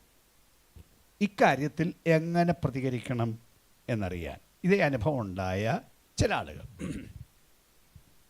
ഒരാൾ യോഹന്നാൻ സ്നാപകനാണ്. യോഹന്നാൻ സ്നാപകൻ പാപത്തോട് എങ്ങനെ പ്രതികരിച്ചു എന്നറിയാമായിരിക്കും. മത്തായി 14 അധ്യായത്തിലാണ് വിശദീകരിച്ചിരിക്കുന്നത്. വായിക്കാൻ നേരമില്ലാത്തതുകൊണ്ട് ഞാനങ്ങ് പറയാം. 3-ാം വാക്യം മുതൽ പറയുന്ന കാര്യം, അതേ നല്ല പ്രവാചകൻ, ദൈവം അയച്ച മനുഷ്യൻ, യേശുവിൻ്റെ മുന്നോടി. പക്ഷേ ഈ പ്രസംഗിച്ച കൂട്ടത്തിൽ ഒരു ദിവസം രാജാവിനോട് സംസാരിച്ചു. രാജാവിനോടും ദൂത് പറഞ്ഞ ദൂത് തൻ്റെ സ്വകാര്യ ജീവിതം പാപത്തിലാണെന്നാണ് ചൂണ്ടിക്കാണിച്ചത്. താൻ എന്ത് ചെയ്തു? ആ മനുഷ്യൻ ഹെരോദാവെന്ന ആ രാജാവ് തൻ്റെ സഹോദരൻ്റെ ഭാര്യയെ തനിക്കായിട്ടെടുത്തു. യോഹന്നാൻ സ്നാപകൻ പറഞ്ഞു, നീ കാണിച്ച തെറ്റാണ്, അശുദ്ധമാണ്, അങ്ങനെ ചെയ്യാൻ പാടില്ല. ആ രാജാവിനോട് പറയാൻ, രാജാവ് ആത്മീയനല്ല, അവൻ റോമൻ ഗവൺമെൻറ്റിൻ്റെ ആളാണ്, തന്നെയല്ല രാജാവാണ്, അയാൾക്ക് ഇഷ്ടമുള്ളതൊക്കെ ചെയ്യും, അതിനകത്ത് ഇടപെടേണ്ട കാര്യമില്ല എന്ന് ആളുകൾക്ക് പറയാം. പക്ഷേ യോഹന്നാൻ സ്നാപകൻ അവൻ്റെ തെറ്റ് ചൂണ്ടിക്കാട്ടി. അങ്ങനെ ദേഷ്യം വന്നു. യോഹന്നാനെ പിടിച്ച് തടവിലിട്ടു, കൊല്ലണമെന്ന് വിചാരിച്ചു. എന്നാലും ഇദ്ദേഹം വലിയ പ്രവാചകനാണെന്ന് പൊതുലോകം അംഗീകരിച്ചിരിക്കുന്നത് കൊണ്ട് കൊല്ലാനൊരു പേടി. കാരണം അവരുടെ നാട്ടിലാണ്, യഹൂദന്മാരുടെ നാട്ടിലാണ് ഇദ്ദേഹം രാജാവായിരിക്കുന്നത്, അല്ലാതെ ഒരു ബാക്കി എല്ലാവരും കൂടെ ചേർന്ന ദേശമല്ല. അപ്പം അവരുടെ നാടായതുകൊണ്ട് ജനമെല്ലാം കൂടെ ഇളകിയാൽ ഇയാളുടെ ഭരണം ദുഷ്കരമാവും. അപ്പം അങ്ങനെ പൊതുജനത്തിൻ്റെ വികാരമടക്കണ്ടെന്ന് വിചാരിച്ച് കൊല്ലാതെ എങ്കിലും ദേഷ്യമടക്കി ജീവിച്ചു വന്നു. അപ്പോഴാണ് അടുത്ത അവസരം ഉണ്ടായത്. ദേഷ്യം കൂടുതൽ അവക്കാണ്, ഈ വന്നുകൂടിയ സ്ത്രീക്കാണ്. അവളുടെ വൈരാഗ്യവും പകയും തീർക്കാനാണ് അവസാന അവസരം കിട്ടിയത്. അറിയാമല്ലോ സംഭവങ്ങളെല്ലാം, അതുകൊണ്ട് അതെല്ലാം ഞാൻ വിശദീകരിക്കുന്നില്ല. എന്താ സംഭവിച്ചത്? അവളുടെ മകൾ രാജാവിൻ്റെ ബർത്ത്ഡേയിൽ നൃത്തം ചെയ്ത് എല്ലാവരെയും സന്തോഷിച്ചപ്പോൾ അദ്ദേഹം പറഞ്ഞു, എന്ത് വേണേ ചോദിച്ചോ, രാജ്യത്തിൻ്റെ പകുതി വേണമെങ്കിലും ചോദിച്ചോളൂ, തന്നേക്കാം. അത് പണ്ടത്തെ രാജാക്കന്മാരുടെ ഒരു സ്റ്റൈലാണ്, പലരും അങ്ങനെ പറഞ്ഞിട്ടുണ്ട്. ഇദ്ദേഹം അങ്ങനെ പറഞ്ഞു. പെണ്ണെന്ത് ചോദിക്കുമെന്ന് അങ്ങേർക്കറിയില്ലായിരുന്നു. തന്നെയല്ല, പെണ്ണല്ല ചോദിച്ചത്. പെണ്ണ് പോയി അമ്മയോട് ചോദിച്ച് എന്ത് ചോദിക്കണം, വലിയ കാര്യം രാജാവ് കൊടുക്കാൻ പോവാണ്. ആ പക വീട്ടാൻ ആ സ്ത്രീ ചെയ്തത് യോഹന്നാൻ സ്നാപകനെ കൊന്ന് തല കൊണ്ട് തരാൻ പറഞ്ഞു. യോഹന്നാൻ സ്നാപകൻ പാപത്തെ ചെറുത്തതിന് കിട്ടിയത് മരണമാണ്. വേറെ സംഭവം ഉണ്ടായി അയാളോട് ചേർന്ന്. യോഹന്നാൻ സ്നാപകൻ തടവിൽ കിടക്കുമ്പോൾ ഒരു ദിവസം തൻ്റെ ശിഷ്യന്മാരെ യേശുവിൻ്റെക്ക് പറഞ്ഞു വിട്ടിട്ട് ചോദിച്ചു, ഞാൻ നിന്നെ മശീഹയാണെന്നൊക്കെ പറഞ്ഞ് ലോകത്തിന് പരിചയപ്പെടുത്തി. വാസ്തവത്തിൽ നീ മശീഹ ആണോ? മശീഹ എന്ന് പറഞ്ഞാൽ വിടുവിപ്പുകാരനല്ലേ? നീ വാസ്തവത്തിൽ വിടുവിപ്പുകാരനാണോ? ചോദിക്കാൻ കാരണം ന്യായമായി, അങ്ങനെ ഒരു വിടുവിപ്പുകാരനുണ്ടെങ്കിൽ തനിക്ക് മുന്നോടിയായി വന്ന് ദൈവം അയച്ച ഈ യോഹന്നാൻ സ്നാപകനെ തടവിൽ നിന്ന് വിടുവിക്കാൻ തനിക്ക് കഴിയില്ലേ? ഈ അത്ഭുതം ചെയ്തവന്, ഈ കാറ്റിനെ അടക്കിയവന്, കടലിനെ ശാന്തമാക്കിയവന്, ഭൂതത്തെ പുറത്താക്കിയവന്, ഈ വലിയ അധികാരമുള്ളവന്, അവനെ തടവിൽ നിന്ന് പുറപ്പെടുവിക്കാൻ കഴിയില്ലേ? നിശ്ചയമായിട്ട് സാധിക്കും. അപ്പം താൻ ചോദിച്ചു, നീയാണോ വാസ്തവത്തിൽ വിടുവിപ്പുകാരൻ, അതോ എനിക്ക് തെറ്റുപറ്റിയതാണോ? സംശയമുണ്ടായി. മനുഷ്യത്വത്തിൻ്റെ ഭാരം കൊണ്ട്, വേദന കൊണ്ട് സംശയമുണ്ടായി. യേശുവിനോട് മറുപടി പറഞ്ഞു വിട്ടു. കുരുടർ കാണുന്നു, മുടന്തൻ നടക്കുന്നു, കുഷ്ഠരോഗികൾ ശുദ്ധരായിത്തീർന്നു, മരിച്ചവർ ഉയർക്കുന്നു, എൻ്റെ വിടുതലിൻ്റെ പ്രവൃത്തി നടന്നുകൊണ്ടിരിക്കുന്നു. ചെന്നങ്ങ് പറഞ്ഞേരെ. പക്ഷെ നിന്നെ വിടുവിക്കാൻ ഇപ്പോൾ എനിക്ക് പദ്ധതിയില്ല. നിൻ്റെ ശുശ്രൂഷ കഴിഞ്ഞു. നീ എന്നെ പരിചയപ്പെടുത്താൻ വന്നു കഴിഞ്ഞു. അവനെ വിടുവിച്ചില്ല. ജീവിതത്തിൽ ദൈവം നമ്മൾ ഉദ്ദേശിക്കുന്നത് പോലെ പ്രവർത്തിക്കാത്ത, വിടുവിക്കാത്ത ചില ഘട്ടങ്ങളുണ്ടായാൽ നമുക്ക് ചോദ്യങ്ങളുണ്ടാവാം, സംശയങ്ങളുണ്ടാവാം. പക്ഷെ ദൈവ പദ്ധതി എന്താണ് എന്ന വെളിപ്പാടില്ലായകയാൽ പലരും മടുത്തു പോകും, പലരും ക്ഷീണിച്ചു പോകും. അതുകൊണ്ട് പറയുകയാണ്, നിങ്ങളുടെ ഉള്ളിൽ ക്ഷീണിച്ച് മടുക്കാതിരിപ്പാൻ അധികാരമുണ്ടായിട്ടും ശക്തിയുണ്ടായിട്ടും ദൈവത്വം ഉണ്ടായിട്ടും ഇത് മുഴുവനും സഹിച്ചവനെ ധ്യാനിച്ച് ജീവിതത്തിൽ പരാജയപ്പെടുത്താൻ സമ്മർദ്ദങ്ങൾ വന്ന്, വേദനകൾ വന്ന്, കഷ്ടങ്ങൾ വന്ന് നിങ്ങളെ ഒതുക്കാൻ ശ്രമിക്കുന്ന മണ്ഡലത്തിൽ അത് പാപമായി പരിണമിക്കാതെ, അത് പിന്മാറ്റത്തിന് കാരണമായി തീരാതെ, ആത്മജീവിതത്തിൻ്റെ ഭക്തിയും ശക്തിയും പോകാതെ അവനെ നോക്കി ദൈവത്തിൻ്റെ ഇഷ്ടം നടക്കട്ടെ എന്ന് പറയാൻ, എന്നെ തകർക്കാൻ, പണ്ടൊരു പാട്ടില്ലേ, എന്നെ തകർക്കാൻ താതനിഷ്ടമെങ്കിൽ തൻഹിതം എന്നിൽ സമ്പൂർണ്ണമാക്കട്ടെ എന്ന് വിളിച്ചു പറയാൻ ഉള്ള ഭക്തന്മാരാണ് ജീവിതത്തിൽ ജയിക്കുന്നവർ. ഇയ്യോബ് പറഞ്ഞതുപോലെ, ഞാനിങ്ങനെ ക്ഷയിക്കുന്നെങ്കിൽ ക്ഷയിക്കട്ടെ, എൻ്റെ ശരീരം ക്ഷയിച്ചു പോകുന്നെങ്കിൽ, ദ്രവിച്ചു പോകുന്നെങ്കിൽ, അഴുകി വീണ് ഇതില്ലാതാകുന്നെങ്കിൽ, അങ്ങനെയും സംഭവിക്കാനാണ് അങ്ങയുടെ ഇഷ്ടമെങ്കിൽ അങ്ങനെ സംഭവിക്കട്ടെ. പക്ഷേ അങ്ങയെ ചോദ്യം ചെയ്യാനോ അങ്ങയെ അവിശ്വസിക്കുവാനോ ഞാൻ തയ്യാറല്ല. ബാക്കി ആരും കൂടില്ലാത്ത രംഗം വന്നാലും എൻ്റെ രക്ഷകൻ ജീവിച്ചിരിക്കുന്നുവെന്നും ഒടുവിൽ അവൻ പൊടിമേൽ നിൽക്കുമെന്നും ഇന്നെൻ്റെ ശരീരം ദ്രവിച്ച് പോയാലും ഞാൻ ഒരു ദിവസം ദേഹസഹിതനായി അവനെ കാണും. ഞാൻ തന്നെ അവനെ കാണും. ഒരു കാരണവശാലും ജീവിതത്തിലെ ഒറ്റ ഘട്ടത്തിലും എന്നെ പിന്തിരിപ്പിക്കുവാൻ ഒരു ശോധനയെയും ഞാൻ അനുവദിക്കില്ല എന്ന് പഴയ നിയമഭക്തൻ പറഞ്ഞെങ്കിൽ, ആത്മജോഗത്തിൽ ജീവിക്കുന്ന നമുക്ക് ആത്മാവുണ്ടെന്ന് പറയുന്ന പുതിയ നിയമവിശ്വാസിക്ക് വെളിപ്പാട് വേണ്ടേ? ദർശനം വേണ്ടേ? ദൈവോദ്ദേശങ്ങളെ ഗ്രഹിക്കാനുള്ള കൃപ വേണ്ടേ? കേവലം ഭൗമിക കണ്ണുകൊണ്ടും ബുദ്ധി കൊണ്ടും ജീവിക്കണമോ? അതോ അതിൻ്റെ നടുവിൽ ദൈവത്തിൻ്റെ ഉദ്ദേശങ്ങളെ തിരിച്ചറിയാൻ വെളിപ്പാടിലേക്ക് പോകുമോ? ദർശനങ്ങളിലേക്ക് പോകുമോ? ഉപവാസത്തിനും പ്രാർത്ഥനയ്ക്കും പോകുമോ? നമുക്ക് തിരിയാത്ത ഘട്ടം വന്നാലും വിശ്വാസത്തിൽ ഉറച്ചു നിൽക്കാൻ പറ്റുമോ? എൻ്റെ ദൈവം ജീവിക്കുന്നു, തോൽക്കില്ല അവൻ, എന്നെ തോൽപ്പിക്കില്ല അവൻ, ഞാൻ ഇറങ്ങിത്തിരിച്ചെടുത്ത് പരാജയപ്പെടില്ല എന്ന് ഉറപ്പിച്ച് പറയാൻ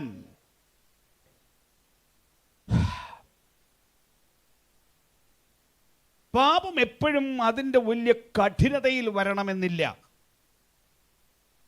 വലിയ തിന്മയായി വരണമെന്നില്ല. ഇപ്പറഞ്ഞ ഘട്ടങ്ങൾ സ്വാഭാവികമായി മനുഷ്യനുണ്ടാകുന്ന ചോദ്യങ്ങളും സംശയങ്ങളുമാണ്. അങ്ങനെയുള്ള ഘട്ടങ്ങളിൽ വരുന്ന സംശയങ്ങൾ അത്ര വലിയ ഗൗരവമായി നമുക്ക് ചിലപ്പോൾ തോന്നില്ല. ദൂതിൽ ഒരു ഭാഗം കൂടെ ചേർത്ത് പറയുന്നു, പിന്നീട് പറയേണ്ട ഒരു ദൂതെങ്കിലും, സമയത്തിൻ്റെ പരിമിതി കൊണ്ട്.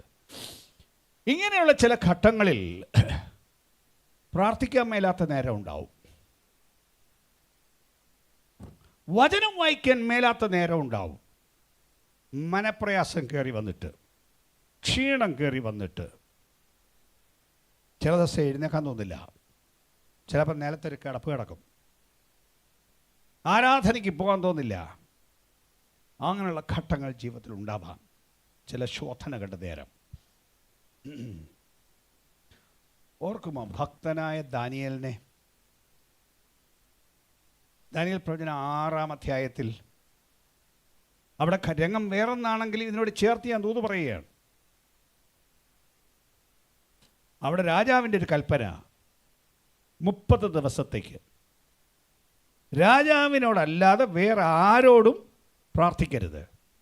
സ്വകാര്യ പ്രാർത്ഥനയിൽ നിഷ്ഠയുള്ള ദാനിയേൽ. നമ്മൾ ദിവസം 2 നേരം പ്രാർത്ഥിക്കുന്നെങ്കിൽ അതും കൂടിയ പ്രാർത്ഥനക്കാർ. ദാനിയേൽ 3 നേരം സ്ഥിരമായി പ്രാർത്ഥിക്കുന്നവൻ. കൊച്ചു മനുഷ്യനല്ല, തൊഴിലില്ലാത്തവനല്ല, വലിയ വലിയ രാജ്യതന്ത്രജ്ഞൻ. നേരമില്ലാത്തവൻ, അവർക്ക് നേരമില്ല, തിരക്ക് പിടിച്ച ജീവിതം. അതിൻ്റെ നടുവിലും 3 നേരം മുട്ടുകുത്തി ജീസസ് യെരൂശലേമിൻ്റെ നേരെയുള്ള കിളിവാതിലുകൾ തുറന്നിട്ട് പ്രാർത്ഥിക്കുന്നവൻ. അപ്പോഴാണ് രാജാവിൻ്റെ കൽപ്പന വന്നിരിക്കുന്നത്, 30 ദിവസം വേറെ ഒരുത്തരോടും പ്രാർത്ഥിക്കാൻ പാടില്ല. അതിൻ്റെ പിന്നിൽ കരങ്ങളുണ്ടെന്നുള്ളത് ശരി, രാജാവിനറിയില്ല എന്താണ് താൻ ചെയ്യുന്നതെന്ന്. എങ്കിലും ആ കൽപ്പന കേട്ടപ്പോൾ ദാനിയേൽ ചെയ്ത കാര്യം തിരുവെഴുത്തിൽ നാം വായിക്കുന്നു. ഈ കൽപ്പന അറിഞ്ഞവൻ, അദ്ദേഹം രാജ്യത്തിലെ ഉന്നതനാണ്, 3 പ്രധാന അധിപതികളിൽ ഏറ്റവും മുഖ്യനാണ്. രാജാവ് കഴിഞ്ഞാൽ അടുത്ത ആളാണ്. ഈ കൽപ്പന കേട്ടവൻ വീട്ടിൽ ചെന്ന് സ്വകാര്യമായി പ്രാർത്ഥിക്കുന്നതിന് പകരം, സ്വകാര്യ പ്രാർത്ഥനയാണ്, പക്ഷേ മുറി അടച്ചങ്ങ് പ്രാർത്ഥിക്കാം. കാരണം സാഹചര്യം മോശമാണ്, ആരെങ്കിലും കണ്ടാൽ കുഴപ്പമാണ്. എന്ത് കുഴപ്പം? കൊല്ലും, സിംഹങ്ങളുടെ ഗുഹയിൽ ഇട്ടുകളയും. അത്ര കഠിനമായ കൽപ്പനയാണ്. എന്നിരിക്കലും ആ കിളിവാതിലുകൾ, ജനലുകൾ തുറന്നിട്ട് പ്രാർത്ഥിക്കാൻ തുടങ്ങി. ആ പ്രാർത്ഥനയെ മുടക്കാൻ ഒരു സാഹചര്യത്തെയും ദാനിയേൽ അനുവദിച്ചില്ല. ഇതിനോട് ചേർത്ത് പറയാൻ എനിക്ക് ആത്മാവിന് നീയോ ജീസസ്. സാഹചര്യം പ്രാർത്ഥിക്കാൻ കൊള്ളാവുന്നതല്ല. അല്ല, കൂടി വന്നാൽ ഒരു 30 ദിവസം അങ്ങനെ ഒഫീഷ്യൽ പ്രാർത്ഥന പ്രാർത്ഥിക്കാതെ മനസ്സിലങ്ങ് പ്രാർത്ഥിച്ചാൽ പോരെ? ആരും അറിയില്ലല്ലോ. രാജാവ് അറിയില്ലല്ലോ, ആരും ഒറ്റുനോക്കാമെന്ന് അറിയില്ലല്ലോ. അതിന് പകരം പരസ്യമായി തന്നെ പ്രാർത്ഥിക്കുന്നു. ഒന്നുകൂടെ മുറിയിലാണ് എങ്കിലും ഞാൻ പറഞ്ഞതുപോലെ വായി തുറന്ന് പ്രാർത്ഥിക്കുന്നു, മുട്ടുകുത്തി പ്രാർത്ഥിക്കുന്നു, ജനൽ തുറന്നിട്ട് പ്രാർത്ഥിക്കുന്നു. ആളുകൾ വന്ന് കണ്ടെത്തി ഇക്കാര്യത്തിൽ തനിക്ക് നേരിടേണ്ടി വന്നത് സിംഹഗുഹയാണ്. പാപത്തോട് പോരാടുന്നതിൽ സിംഹഗുഹയാണ് നേരിടേണ്ടി വന്നത്. അതിൻ്റെ നടുവിലും പ്രാർത്ഥനക്കാരനായ ദാനിയേലിനെ പിന്തിരിപ്പിക്കാൻ രാജാവിൻ്റെ കൽപ്പനയ്ക്കോ വധഭീഷണിക്കോ കഴിഞ്ഞില്ല. സിംഹഗുഹയിൽ വീഴാൻ തന്നെ തീരുമാനിച്ചു. ഞാൻ ഒന്നുകൂടെ പറയുന്നു, ജീവിതത്തിൻ്റെ കുറേ സമ്മർദ്ദങ്ങൾ ആത്മീയ ജീവിതത്തിന് ക്ഷീണം വരുത്തി, പ്രാർത്ഥന കുറച്ച്, വചനധ്യാനം കുറച്ച്, ആത്മശക്തി ഇല്ലാതാക്കി തീർക്കുന്ന ഘട്ടം വന്നാൽ വരുമ്പോൾ ഇന്ന് രാത്രി ദൈവത്തിന് പറയാനുള്ളത്, നിന്നെ തോൽപ്പിക്കാൻ, നിന്നെ ബലഹീനമാക്കാൻ, നിന്റെ ആത്മീയ ജീവിതത്തിൻ്റെ വീര്യം കുറയ്ക്കാൻ ശത്രു ഒരുക്കുന്ന പദ്ധതികളാണ് എന്ന് കണ്ടെത്തി അതിൻ്റെ നടുവിലും ഒന്നുകൂടെ പറയുന്നു, നേരത്തെ പറഞ്ഞ പാട്ടിൻ്റെ വരി ഒന്നുകൂടെ ഞാൻ പറയുന്നു, എന്നെ തകർക്കാൻ താതനിഷ്ടമെങ്കിൽ തകർത്തോളൂ. നീ തകർത്താൽ നീ തകർത്തിടുന്ന ദൈവമല്ല, അതിനകത്ത് നിന്ന് പണിഞ്ഞെടുക്കുന്ന ദൈവം. ചാരത്തിൽ നിന്ന് സന്തതിയെ ഉൽപ്പാദിപ്പിക്കാൻ കഴിവുണ്ടെന്ന് പറഞ്ഞ അബ്രഹാമിനെ പോലെ ജീസസ് ഇന്ന് രാത്രി ചില ജീവിതങ്ങൾ നോക്കിക്കൊണ്ട് പരിശുദ്ധാത്മാവിന് വിളിച്ചു പറയാനുള്ളത്, തകർക്കുന്ന രംഗങ്ങളുടെ നടുവിൽ ആത്മവീര്യം കൈക്കൊള്ളാൻ തയ്യാറുണ്ടോ? പ്രാർത്ഥനയുടെ ശക്തി കൈക്കൊള്ളാൻ തയ്യാറുണ്ടോ? ഈ ഒരുക്കുന്നത് ശത്രുവിൻ്റെ കെണികളാണെന്ന് മനസ്സിലാക്കി, ശരീരത്തെയും മനസ്സിനെയും തളർത്തുവാൻ ദുഷ്ടൻ കൊണ്ടുവന്ന പദ്ധതികളാണെന്ന് മനസ്സിലാക്കി അതിനോട് ചെറുത്ത് നിൽക്കാൻ, അതിലുണ്ടാക്കുന്ന മനോഭാരങ്ങളോട് ചേർത്ത് നിൽക്കാൻ, അതിൻ്റെ ഭീഷണികളെ ചേർത്ത് നിൽക്കാൻ, ഇല്ല, നിനക്ക് ഞാൻ വിധേയപ്പെടില്ല, നിന്റെ ശക്തിക്ക് ഞാൻ വിധേയപ്പെടില്ല, നിന്റെ ഒരു പദ്ധതികൾക്കും ഞാൻ വഴങ്ങിത്തരില്ല എന്ന് പറഞ്ഞ് ആത്മമണ്ഡലത്തിൽ ജീവിക്കാൻ. ജീസസ് കുറെ നഷ്ടങ്ങളുണ്ടാവാം, കുറെ കഷ്ടം പോയെന്നേ. അവൻ സിംഹഗുഹയിൽ തന്നെ വീണു.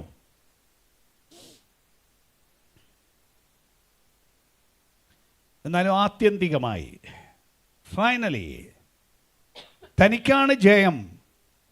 തനിക്കെതിരെ ആസൂത്രണം ചെയ്തവർക്ക് ജയമുണ്ടായില്ല, അവരുടെ പദ്ധതികൾ നടന്നില്ല.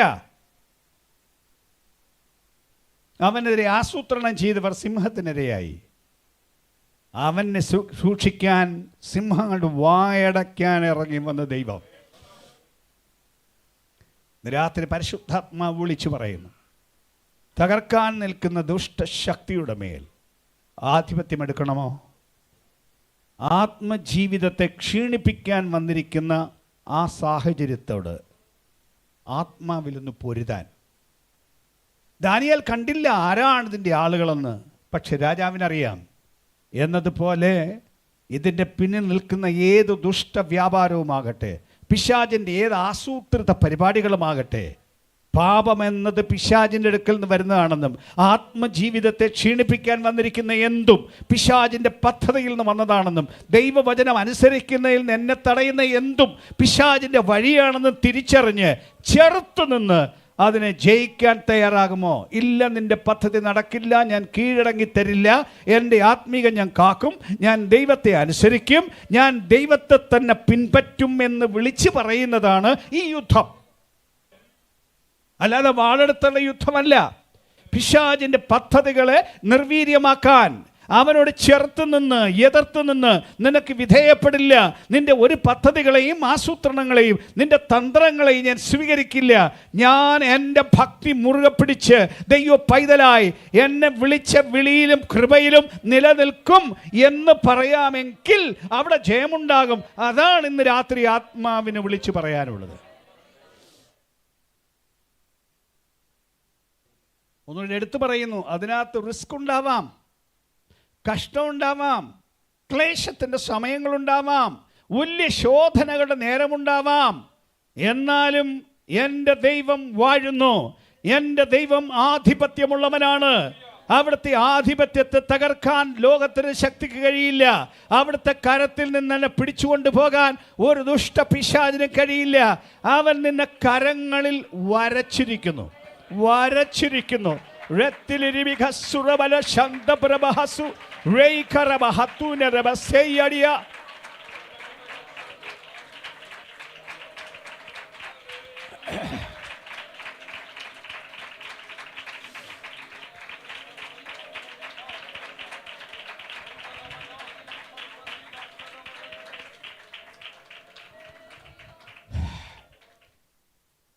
ഇന്ന് രാത്രി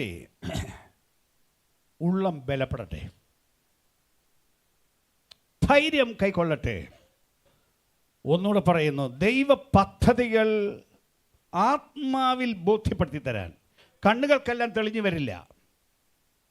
പക്ഷെ ഉള്ളത്തിൽ വിശ്വാസത്തിൻ്റെ ഒരു ആത്മാവ് തന്ന്, ഒരു ധൈര്യം തന്ന് നിലനിർത്തുന്ന ഒരു കൃപയിലേക്ക് ഏൽപ്പിച്ചുകൊണ്ട് ആത്മജീവിതത്തിന് കോംപ്രമൈസ് ഇല്ല,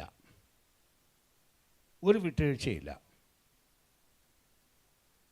എനിക്ക് കിട്ടിയ ദൈവിക വെളിപ്പാട് വിട്ട് ജീവിക്കുന്ന ഒരു പ്രശ്നം ഉദിക്കുന്നില്ല.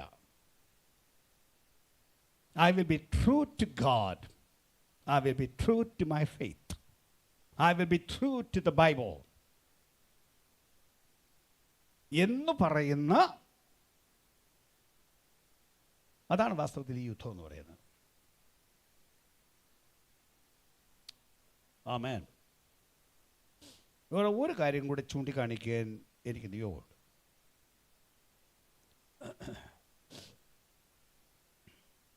പഴയ നിയമത്തിൽ ഒരു മനുഷ്യൻ തന്നെ, വളരെ ചെറുപ്പക്കാരൻ, അങ്ങനെ വലിയ പക്വത എത്തിയിട്ടില്ലാത്തൊരു മനുഷ്യൻ, പക്ഷെ ഒരു പാപത്തിനും ഒരു സാഹചര്യത്തിനും തോൽപ്പിക്കാൻ കഴിഞ്ഞിട്ടില്ലാത്ത ഒരുത്തൻ. ആളിൻ്റെ പേര് ഞാൻ പറഞ്ഞ തിരി, അവൻ്റെ പേരാണ് ഉൽപ്പത്തി പുസ്തകം 39-ാം അധ്യായം പറയുന്ന യോസഫ്. ഒന്ന് ശ്രദ്ധിക്കണം മനുഷ്യനെ. ഞാൻ ഒന്നുകൂടെ പറയുന്നു, ഒരു മുതിർന്ന ഒരു വിശ്വാസിയല്ല. തൻ്റെ ജീവിതത്തിലെ മേജർ പ്രോബ്ലം ഉണ്ടായപ്പോൾ 17 വയസ്സായതേ ഉള്ളൂ. ആ പ്രായത്തിൽ അങ്ങനെ വലിയ തീരുമാനങ്ങൾ എടുക്കാൻ പ്രാപ്തരായൊരു പ്രായമല്ല. 17 വയസ്സ്. അപ്പോഴാണ് തൻ്റെ സഹോദരന്മാർ തന്നെ പിടിച്ച് വിറ്റ് കളഞ്ഞത്, മിസ്രൈമിലേക്ക് അടിമയായിട്ട് വിറ്റത്. വേറെ കച്ചവടക്കാർക്കാണ് കൊടുത്തത്. കച്ചവടക്കാർ കൊണ്ട് ഈജിപ്തിൽ കൊണ്ടുപോയി കൊടുത്തു. ഈജിപ്തിൽ ചെന്നുപെട്ടത് വലിയ സെക്യൂരിറ്റി ഓഫീസറുടെ വീട്ടിൽ, അതിന് രാജാവിൻ്റെ സെക്യൂരിറ്റി ഓഫീസറുടെ വീട്ടിൽ. ബാക്കി സംഭവങ്ങൾ വചനം അറിയാവുന്ന കുറേ പേർക്കറിയാം. അവിടെ വായിക്കുന്നത് യോസഫ് കോമളനും മനോഹര രൂപിയുമായിരുന്നത് കൊണ്ട്. പക്ഷേ അവിടെ ചെന്നപ്പോൾ അവനെ വലിയ സ്ഥാനത്തേക്കാക്കി. ആ വീട്ടിൽ ചെന്നപ്പോൾ അടിമയായിട്ടാണ് ചെന്നത്, അടിമച്ചെറുക്കൻ. പക്ഷെ അവനെ കണ്ടപ്പോൾ തന്നെ നല്ല സുന്ദരൻ, കണ്ടാൽ നല്ല സ്മാർട്ട്. അവനെ കൊച്ചുകാരി ഏൽപ്പിച്ചു. കൊച്ചുകാരി ഏൽപ്പിച്ചപ്പോഴേ എല്ലാം എക്സലൻറ്റ് പെർഫോമൻസ്. തന്നെയല്ല, തൻ്റെ കൂടെ ദൈവമുണ്ടെന്നും ദൈവസാന്നിധ്യം ഉണ്ടെന്നും ദൈവമില്ലാത്തവനായ ഓഫീസർക്ക് ബോധ്യമായി. അങ്ങനെ തൻ്റെ വീടിന് അവനെ മേലധികാരിയാക്കി. എല്ലാം അവൻ്റെ കയ്യിലേൽപ്പിച്ചു. അങ്ങനെ തീരെ ചെറുപ്പം, പക്ഷേ വെരി കേപ്പബിൾ, വെരി ഇൻ്റലിജൻറ്റ്. ആ വീട്ടിൽ വലിയൊരു സ്ഥാനത്തെത്തിയ ആൾ. അപ്പോഴാണ് നമ്മൾ വായിക്കുന്നത്, ഈ ഓഫീസറുടെ ഭാര്യയ്ക്ക് അവനോട് പ്രേമം. യോസഫിന്മേൽ കണ്ണ് പതിച്ച് എന്നോടുകൂടെ ശയിക്ക എന്ന് പറഞ്ഞു. നാം വായിക്കുന്നത്, അവൻ അതിന് സമ്മതിക്കാതെ യജമാനൻ്റെ ഭാര്യയോട്, ഇതാ വീട്ടിൽ എൻ്റെ കൈവശമുള്ള യാതൊന്നും എൻ്റെ യജമാൻ അറിയത്തില്ല. തനിക്കുള്ളതൊക്കെയും എൻ്റെ കയ്യിൽ ഏൽപ്പിച്ചിരിക്കുന്നു. ഈ വീട്ടിൽ എന്നെക്കാൾ വലിയവനില്ല. ഇപ്പം തൻ്റെ സ്ഥാനം തനിക്കറിയാം, നല്ല പൊസിഷൻസ്, നല്ല പ്രിവിലേജസ്, അങ്ങനെ ഉന്നത സ്ഥാനം. പക്ഷേ നീ അവൻ്റെ ഭാര്യയാകിയാൽ നിന്നെ അല്ലാതെ മറ്റ് യാതൊന്നും അവൻ എനിക്ക് വിരോധിച്ചിട്ടുമില്ല. അടുത്തത്, അതുകൊണ്ട് ഞാൻ ഈ മഹാദോഷം പ്രവർത്തിച്ച് ദൈവത്തോട് പാപം ചെയ്യുന്നത് എങ്ങനെ എന്ന് പറഞ്ഞു. താഴോട്ട് വായിച്ചാൽ, അവൾ ദിനം പ്രതിയും യോസഫിനോട് പറഞ്ഞിട്ടും അവളോടുകൂടി ശയിപ്പാനോ അവളുടെ അരികെ ഇരിപ്പാനോ അവൻ അവളെ അനുസരിച്ചില്ല. അപ്പം ഇവിടെ നമ്മൾ വായിക്കുന്ന ഈ കാര്യം, പാപത്തിനുള്ള സ്വാധീനം, പരീക്ഷ അവന് വന്നു. ആ പ്രായത്തിൽ മുതിർന്ന ഒരു സ്ത്രീ, കുറച്ചുകൂടെ പ്രായമുള്ള സ്ത്രീ സ്വാധീനിച്ചാൽ സാറിന് ആരും പോകും. അവനെ റെസിസ്റ്റ് ചെയ്യാനുള്ള ഒരു പക്വതയായിട്ടില്ല. അത്രയ്ക്ക് ചെറുപ്പം, അവന് സ്ത്രീകൾക്ക് സ്വാധീനിക്കാൻ പറ്റിയ ഒരു പ്രായം. പക്ഷേ അവൻ തൻ്റെ അധികാരങ്ങളും തൻ്റെ പരിമിതികളും മനസ്സിലാക്കിയിരുന്നു. എന്ന് മാത്രമല്ല, അവൻ്റെ ജീവിതത്തിൻ്റെ വാല്യൂ സിസ്റ്റം അവൻ സെറ്റ് ചെയ്തിരുന്നു. എന്ത് വാല്യൂ സിസ്റ്റം? അവൻ എന്ത് ചെയ്യാം, എന്ത് ചെയ്തുകൂടാ, what is right, what is not right, അതവൻ അറിഞ്ഞിരുന്നു. അവന് ദൈവത്തെ അറിയാമായിരുന്നു, ദൈവത്തിൻ്റെ ഹിതം അറിയാമായിരുന്നു.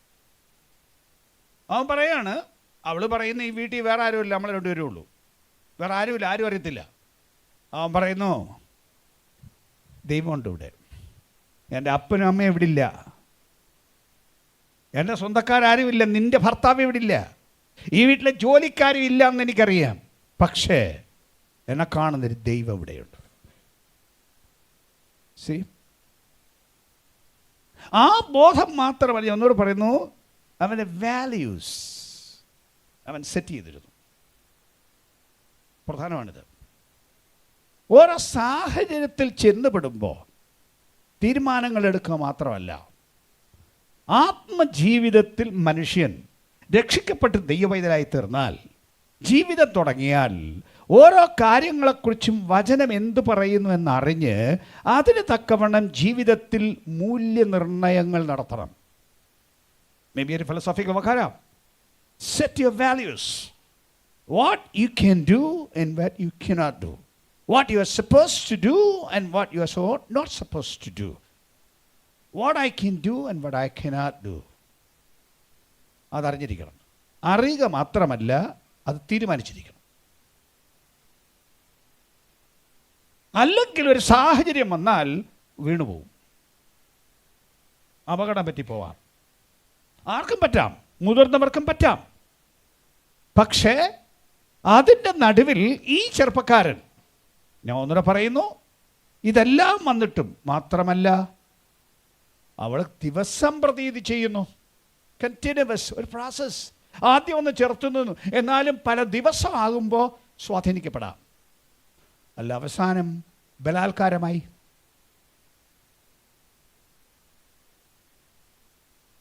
ഇതെല്ലാം വന്നിട്ടും അവൻ്റെ ആത്മീയ ജീവിതം വിട്ടുപോകാൻ അവൻ തയ്യാറായില്ല. അതിൻ്റെ ഫലം ഏതാണ്ട് നീണ്ട 13 വർഷത്തെ ജയിൽവാസം, കുറ്റവാളി എന്ന പേരിലുള്ള ജയവാസം. വ്യഭിചാരി ബലാത്സംഗ കുറ്റത്തിന് ജയിൽവാസം അനുഭവിച്ച് കിടക്കേണ്ടി വന്നു. ശിക്ഷ മാത്രമല്ല, ആ അപമാനം.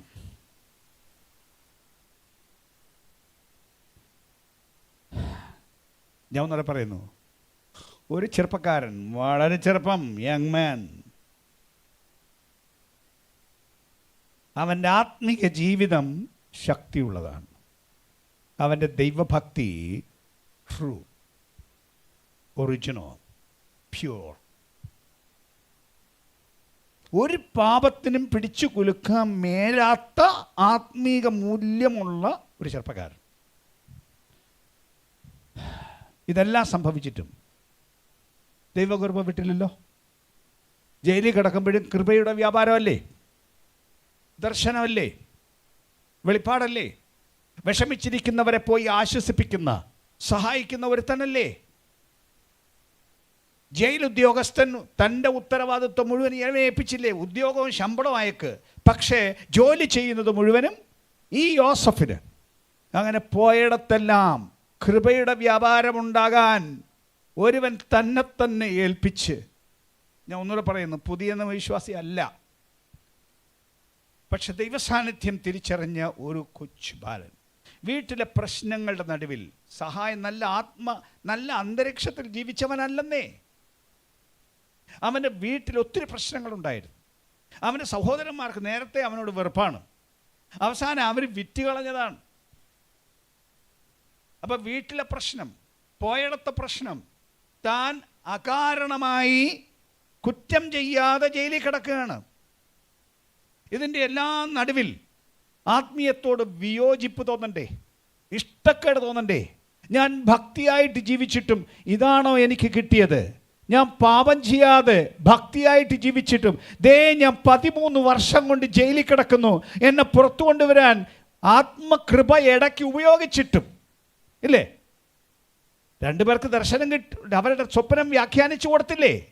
ഒരുത്തൻ ചത്തു, വേറൊരുത്തനെ രാജാവ് തൻ്റെ സ്ഥാനത്താക്കി. അവനോടും പറഞ്ഞ് എൻ്റെ കാര്യം ഒന്ന് ചെയ്യണമെന്ന്, പക്ഷെ അവനും മറന്നിട്ടും ജീസസ് പിന്നെയും അവൻ്റെ മേൽ ദൈവകൃപ വ്യാപരിക്കുന്നു. സ്വപ്നങ്ങളെ വ്യാഖ്യാനിക്കാൻ അവൻ പ്രാപ്തനായിത്തീരുന്നു. കണ്ടില്ലേ കൃപയുടെ വ്യാപാരം? പാപം എതിലെ വന്നാലും, എത്ര ശക്തിയോടെ വന്നാലും, എത്ര സമ്മർദ്ദത്തോടെ വന്നാലും, നിരന്തരമായി വന്നാലും അതിന് പുറകെ പോകാത്ത ഇതാണ് ചേർത്ത് നിൽക്കുന്നത്. പാപത്തെ ചേർത്ത് നിൽക്കുന്നത് ഇതാണ്. അവസരങ്ങൾ നോക്കി അങ്ങനെ സംഭവിച്ചു പോയി സോറി എന്ന് പറയുന്നതല്ല ആത്മജീവിതത്തിൻ്റെ ജയം. ഒരു ബലഹീന നിമിഷം വന്നു അങ്ങനെ സംഭവിച്ചു പോയി എന്ന് പറയുന്നതല്ല ആത്മജീവിതത്തിൻ്റെ ജയം.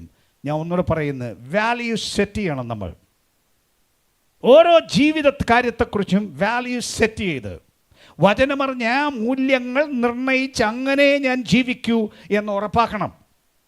ആ സാഹചര്യം വരുമ്പോൾ ആ ഉറപ്പ് ആവർത്തിച്ച് പറയണം. അതിൻ്റെ മേൽ എന്ത് സമ്മർദ്ദം വന്നാലും അത് ഉറപ്പിച്ച് പറയണം.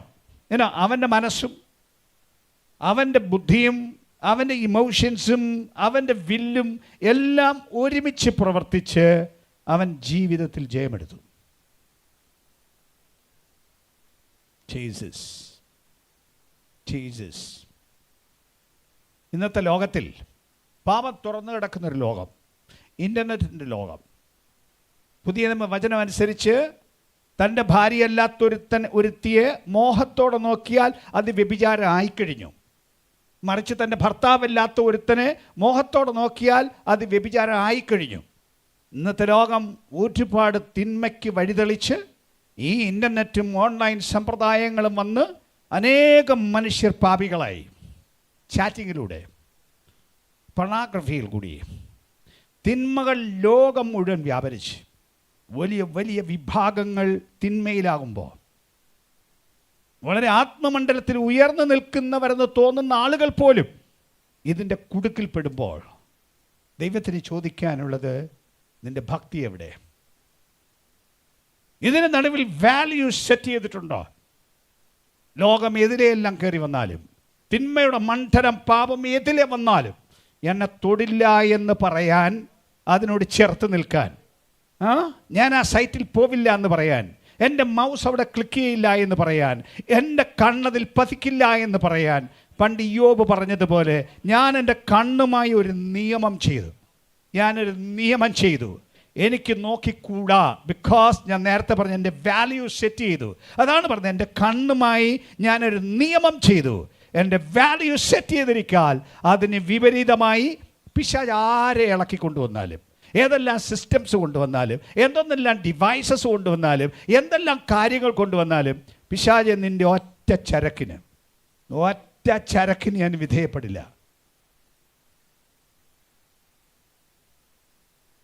I have decided to be a child of God. I have decided to be a saint of God. I have decided to follow Jesus. വിശ്വാസത്തിൻ്റെ നായകനും പൂർത്തി വരുത്തുവാനായ യേശുവിനെ നോക്കും. പിശാചേ, നീ എന്തെല്ലാം ചരക്ക് എൻ്റെ വഴിക്ക് വാരി വിതറിയാലും അതിനെ ഞാൻ നോക്കില്ല. എൻ്റെ ഓട്ടം ഞാൻ സ്ഥിരതയോടെ ഓടും. ഞാനിന്ന് രാത്രി ആത്മാവിൽ സംസാരിക്കുന്നു. ഞാനിന്ന് രാത്രി വെളിപ്പാടിൽ സംസാരിക്കുന്നു.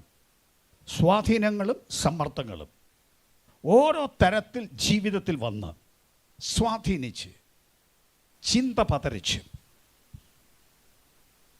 ജീസസ് ജീവിതത്തെ വഴിതെറ്റിച്ച് കൊണ്ടുപോകുന്ന പല മണ്ഡലങ്ങൾ ഇന്ന് രാത്രി ആത്മാവ് കാണുന്നു.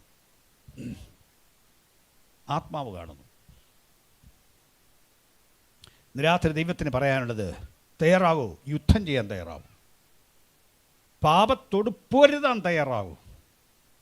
ഒരു കാരണവശാലും ഈ ജഡത്തിന് ബലഹീനതയുണ്ടെന്ന് പറഞ്ഞ്, ഈ ശരീരത്തിന് കഴിയില്ല, ഇത്രേ പറ്റുള്ളൂ എന്ന് പറയാതെ, റോമാലേഖനം 8-ാം അധ്യായം 2-ാം വാക്യം കൂടെ വായിക്കണം. ഇത്രയും പ്രശ്നങ്ങളെല്ലാം എൻ്റെ സിസ്റ്റത്തിൽ കിടപ്പുണ്ടെങ്കിലും, റോമാലേഖനം 8-ാം അധ്യായം 2-ാം വാക്യം, ജീവൻ്റെ ആത്മാവിൻ്റെ പ്രമാണം എനിക്ക് പാപത്തിൻ്റെയും പ്രമാണത്തിൽ നിന്ന് സ്വാതന്ത്ര്യം വരുത്തിയിരിക്കുന്നു എന്ന് പറഞ്ഞാൽ, ഇതിനകത്ത് സിസ്റ്റമായി രക്തത്തിൽ ഇത് അലിഞ്ഞു കിടക്കുന്നു എന്ന് പറഞ്ഞില്ലേ? അതിൻ്റെ അപ്പുറത്ത്, മരണത്തിൻ്റെ പ്രമാണത്തിൻ്റെ അപ്പുറത്ത് ജീവൻ്റെ പ്രമാണമുണ്ട് എന്ന് പറഞ്ഞാൽ, ജീവൻ്റെ അഭാവമല്ലേ മരണം? ജീവൻ പോകുമ്പോഴല്ലേ മരണം വരുന്നത്? മരിച്ച ഒരുത്തനിൽ ജീവൻ കയറി വന്നാലോ ചാടി എഴുന്നേക്കില്ലേ? ആമേൻ. അതാണ് നമുക്ക് സംഭവിക്കേണ്ടത്. ആത്മാവ് പ്രാപിച്ചു എന്ന് പറഞ്ഞ് കേവലം അന്യഭാഷ പറയാനും കേവലം പാട്ടുപാടാനും മാത്രമല്ല, അത് ശരീരത്തിൽ ഉച്ചി മുതൽ ഉള്ളങ്കാല് വരെ ഇറങ്ങി ഓരോ ശരീര അവയവങ്ങളിലേക്കും ഇറങ്ങി നിറച്ചതിൻ്റെ ശക്തി ഇതിനകത്ത് വ്യാപരിപ്പിച്ച് അത് ഇതിനകത്ത് തങ്ങി, പാപം ഏതിലേ വന്നാലും ചെറുത്ത് നിൽക്കുന്ന, ഇതിനകത്ത് തൊടാൻ സമ്മതിക്കില്ല എന്ന് പറയുന്ന ഒരാത്മശക്തിയുടെ വ്യാപാരം ഇതിനകത്ത് മുഴുവൻ ഇറങ്ങണമെന്ന് ഒന്നുകൂടെ ഞാൻ പറയുന്നു. കണ്ണിനകത്തും ആത്മസാന്നിധ്യവും പരിശുദ്ധാത്മ നിറവും വേണം. കണ്ണിനകത്തേക്ക് കരുതാത്ത ഒരു സ്റ്റിമുലസ് വന്നാൽ ഇതിനകത്ത് നിന്ന് ദൈവശക്തി ഇറങ്ങിച്ചെന്ന് അതിനെ ചെറുക്കാൻ, അതിനെ ഇല്ലായ്മ ചെയ്യാൻ. ഈ കാലിലേക്ക് എന്തെങ്കിലും ഒരു തിന്മയുടെ ശക്തി വന്ന് അങ്ങോട്ടൊന്ന് പോകണമെന്ന് തോന്നിയാൽ ഇതിനകത്ത് ആത്മസാന്നിധ്യം ഇറങ്ങി വന്നിട്ട്, നിനക്ക് നടക്കാൻ പറ്റുന്ന പാത അല്ലത്, അവിടേക്ക് പോകരുതെന്ന് ഈ കാല് വിളിച്ചു പറയുന്ന ഒരാത്മസാന്നിധ്യം. ഈ തലയ്ക്കകത്ത് തരാത്തൊരു ചിന്ത വന്നാൽ ഇതിനകത്തേക്ക് ആത്മസാന്നിധ്യം ഇറങ്ങി തലച്ചോറിനെ മുഴുവൻ നിറച്ചിട്ട്, ഞാൻ ദൈവത്തിൻ്റെ പൈതലാണ്, ലോകമേ നിന്റെ ചീത്ത സാധനങ്ങൾ എനിക്ക് വേണ്ട, ഞാൻ സ്വർഗീയ കാര്യങ്ങളെ ചിന്തിച്ച് അവിടെ ജീവിക്കുമെന്ന് തലച്ചോറ് വിളിച്ചു പറയുന്ന, ഈ അധരങ്ങൾ വിളിച്ചു പറയുന്ന ഓരോ മണ്ഡലത്തിൽ ദൈവത്തിൻ്റെ പൈതൽ ജീവിക്കണമെന്നും ഞാൻ ഇന്ന് രാത്രി ഒന്നുകൂടെ പറയുന്നു, ആത്മാവിൽ വിളിച്ചു പറയുന്നു, ഓരോ സാഹചര്യത്തിൽ നിർവീര്യമാക്കി നിന്റെ ബലം കെടുത്തിയാൽ നിന്നെ നശിപ്പിക്കാം. അതിന് തക്കമണം അതിൻ്റെ പദ്ധതികളുമായി വന്നിരിക്കുന്നിടത്ത് ഇന്ന് രാത്രി ധൈര്യത്തോടെ അധികാരത്തോടെ വിളിച്ചു പറയുമോ, ഇല്ല പാപമേ, ഇല്ല ഇല്ല ഇല്ല ഇല്ല ഇല്ല, നിന്നെ അനുവദിക്കില്ല. എൻ്റെ ശരീരത്തിൽ ഒറ്റ അവയവത്തെ തൊടാൻ നിന്നെ സമ്മതിക്കില്ല.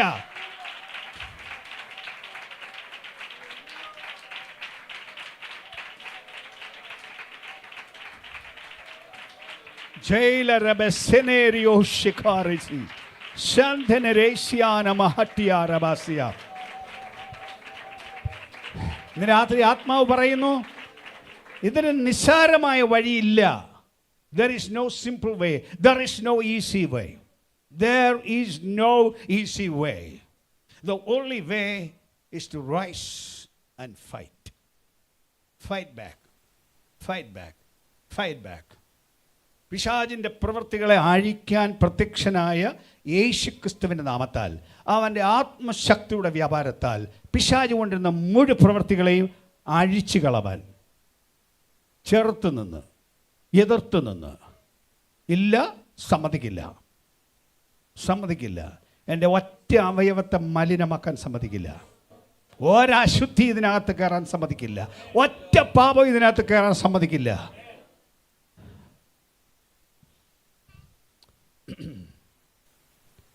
Come on. Be sanctified, be pure, be holy. Be holy. There is power in holiness. വിശുദ്ധിയിൽ ശക്തിയുണ്ട്, ഭയങ്കര ശക്തിയുണ്ട്. പിശാചിന് അടുക്കാൻ മേലാത്ത ശക്തി വിശുദ്ധിയിലുണ്ട്. പരിസരത്ത് വരും, പക്ഷെ തൊടാൻ പറ്റാതെ അത് മാറിപ്പോയിക്കുള്ളൂ. കേട്ടിട്ടുണ്ടോ? പണ്ടൊരു പാട്ട് പാടിയിട്ടുണ്ട്, ഒത്തിരി പണ്ടല്ല. പാപത്തോട് നാം പോരാടണം, പാപത്തിന് മുമ്പാകെ പകച്ചു നിൽക്കരുത്, പരീക്ഷയുടെ മുമ്പാകെ ക്ഷീണിച്ച് നിൽക്കരുത്, സംശയിച്ച് നിൽക്കരുത്. ഞാൻ ഒന്നുകൂടെ പറയുന്നത്, set your values.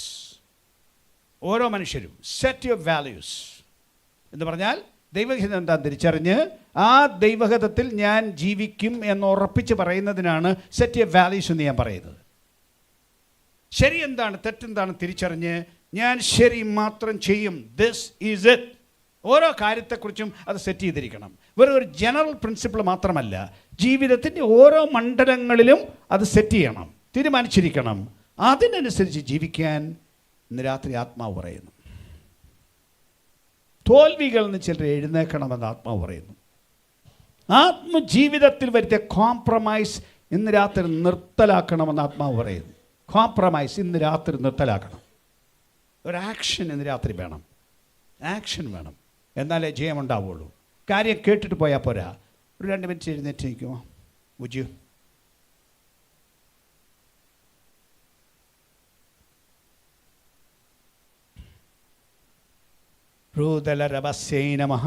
Come on quick. ഒന്ന് ഹൃദയങ്ങളെ വണക്കുമോ? എവിടെയാണ് തോൽവിയുടെ മണ്ഡലമെന്നറിയാൻ നിങ്ങൾക്ക്? നമുക്കറിയാം. എവിടെയാണ് നമ്മെ ക്ഷീണിപ്പിച്ചിരിക്കുന്നതെന്ന് തന്നെത്താൻ പരിശോധിക്കുന്ന ഏത് വ്യക്തിക്കും അറിയാം.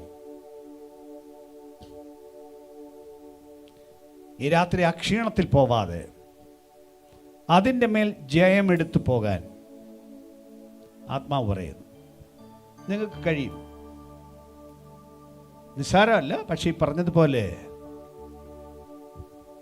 ജീവിതത്തിൽ ആ വാല്യൂസ് ഒന്ന് സെറ്റ് ചെയ്ത് ഇപ്പോൾ ഇവിടെ നിന്നുകൊണ്ട് അല്പസമയം ഉപയോഗിക്കും. മറ്റത് പലതും ആക്സിഡൻ്റലായിട്ട് സംഭവിച്ചു, പെട്ടെന്ന് കയറി സംഭവിച്ചു. നമ്മൾ കണക്ക് കൂട്ടിയിരുന്നില്ല, നമ്മൾ അറിഞ്ഞിരുന്നില്ല. We were not prepared. നമ്മൾ ഒരുങ്ങിയിരുന്നില്ല. And we failed. പക്ഷേ ഇന്ന് രാത്രി ആത്മാവ് പറയുന്നു, ടേക്ക് എ മോമെന്റ്. അതിൻ്റെ തീരുമാനമെടുത്ത് ഇന്ന് രാത്രി തന്നെ പോയി കുറച്ച് സമയം ആത്മാവിൽ ചെലവഴിച്ച്, ദൈവമേ എൻ്റെ ജീവിതത്തിൻ്റെ വാല്യൂസ് സെറ്റ് ചെയ്യാൻ ഇന്ന് രാത്രി എനിക്കൊരു കൃപ തരണമേ. നേരം വെളുത്തി ഞാൻ എഴുന്നേറ്റ് വരുമ്പോൾ I must be A new person, A determined person. Jesus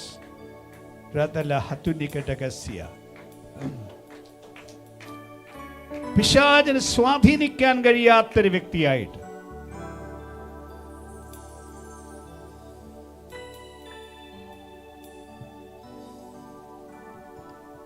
നാളെ രാവിലെ എഴുന്നേറ്റ് വരാൻ ഒരു സമർപ്പണം ഇപ്പോഴും ഇന്ന് രാത്രി കുറേ സമയം വാല്യൂ സെറ്റ് ചെയ്യാൻ വേണ്ടി തിരുവൻഭാഗം ചെലവഴിക്കും. ചിലരുടെ മേൽ ആത്മാവിന് ചില ക്രിയകൾ ചെയ്യാനുണ്ട്, വ്യക്തമായ ചിലത് സംഭവിക്കാനുണ്ട്.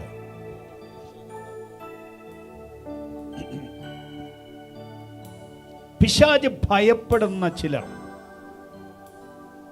ദൈവജനത്തിന് നടുവിൽ വേണം. അതിനെ തിരിച്ചാക്രമിക്കാൻ, കീഴടക്കാൻ കഴിയുന്ന ആളുകൾ ദൈവജനത്തിൽ വേണം. ചിലതിനെ പിടിച്ചുകൊണ്ടു പോകാൻ, ആത്മലോകത്തിൽ ചിലതിനെ നശിപ്പിക്കാൻ വന്നിരിക്കുന്ന ദുഷ്ടശക്തിയെ അവിടെത്തി അവരെ രക്ഷിക്കാൻ കഴിവുള്ള, അതിനെ വായിൽ നിന്ന് പിടിച്ചെടുക്കാൻ കഴിവുള്ള ചില ആത്മമണ്ഡലക്കാർ ദൈവത്തിൻ്റെ സഭയിൽ വേണം. Jesus Jesus Jesus. കൂടെ കൂടെ തോൽവി സംഭവിക്കുന്ന ചിലതിനെ ആത്മശക്തിയുടെ വ്യാപാരം കൊടുത്ത് പുറത്തു കൊണ്ടുവരാൻ കഴിയുന്ന ചിലതിനെ ദൈവം നോക്കുന്നു. തൻ്റെ മഹത്വം വെളിപ്പെടുത്താൻ ചിലതിനെ ദൈവം നോക്കുന്നു. കമോൺ, 1 മിനിറ്റ് എടുക്കുമോ? Surrender your life. നല്ല പോലെ തീരുമാനിച്ച് പറയൂ, പാപത്തോട് ഞാൻ പോരാടും, പോരാടി നിൽക്കും, ജയം എനിക്കാണ്. വിശ്വാസത്തിന് നായകനും പൂർത്തി വരുത്തുവാനുമായ യേശു എനിക്ക് ജയം തരും, എനിക്ക് ജയം തരും.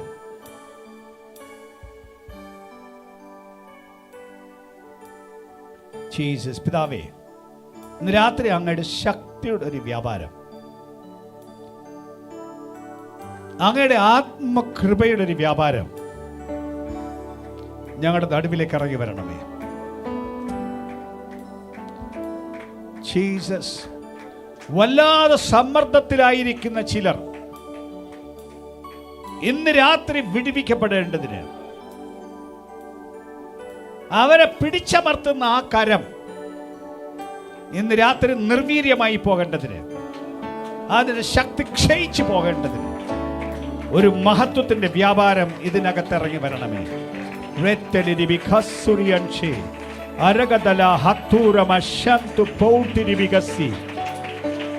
Come, Holy Spirit. Come, Holy Spirit. Come, Holy Spirit, with your power, with your glory.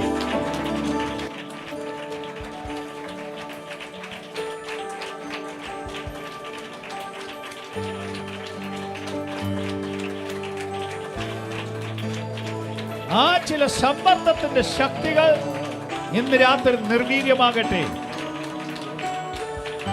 ചിലതിനെ തോൽപ്പിക്കാൻ കണക്കുകൂട്ടി വന്നിരിക്കുന്ന വ്യാപാരങ്ങളുടെ മേൽ ഇന്ന് രാത്രി ജയമെടുക്കാനുള്ള നേരം, അതിന്റെ ശക്തികളെ നിർവീര്യമാക്കാനുള്ള നേരം.